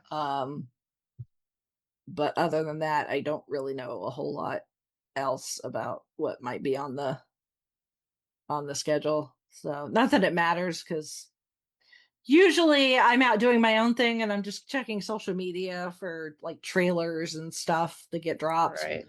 So and then come the end of the day. Yeah, come the end of the day, Sunday is when I'm kind of like, okay, let's dig through the piles here and see what we've got. So, yeah, let's do a roundup. Yeah, especially with the time difference between here and San Diego. Yeah, so because it's a 3-hour difference. Yeah, 3 hour, and then it's 2 hour for me. Yeah. Yeah. So, but yes, we will have all the fun stuff that if it doesn't kill us from Phantom Christmas next episode. So.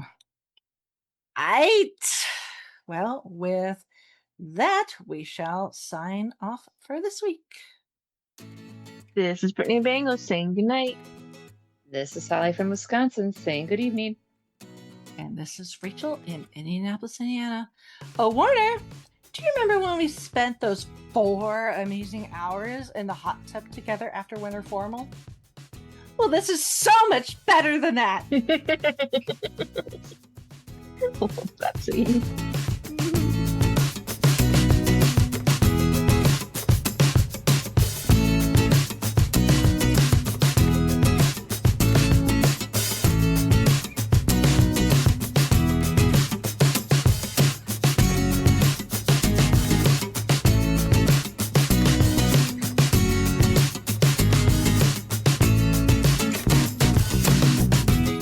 Thank you, our Fiveish fam, for joining us on this week's geeky journey. If you enjoyed the show, don't forget to subscribe, rate, and review. Stay connected with us on our website, thefiveishfangirls.com, and follow us on most social media with @FiveishFangirls. Plus, check out our nonprofit, Fangirls Give Back, to see how we're making a positive impact in our community. Until next time, stay nerdy and let the squee continue.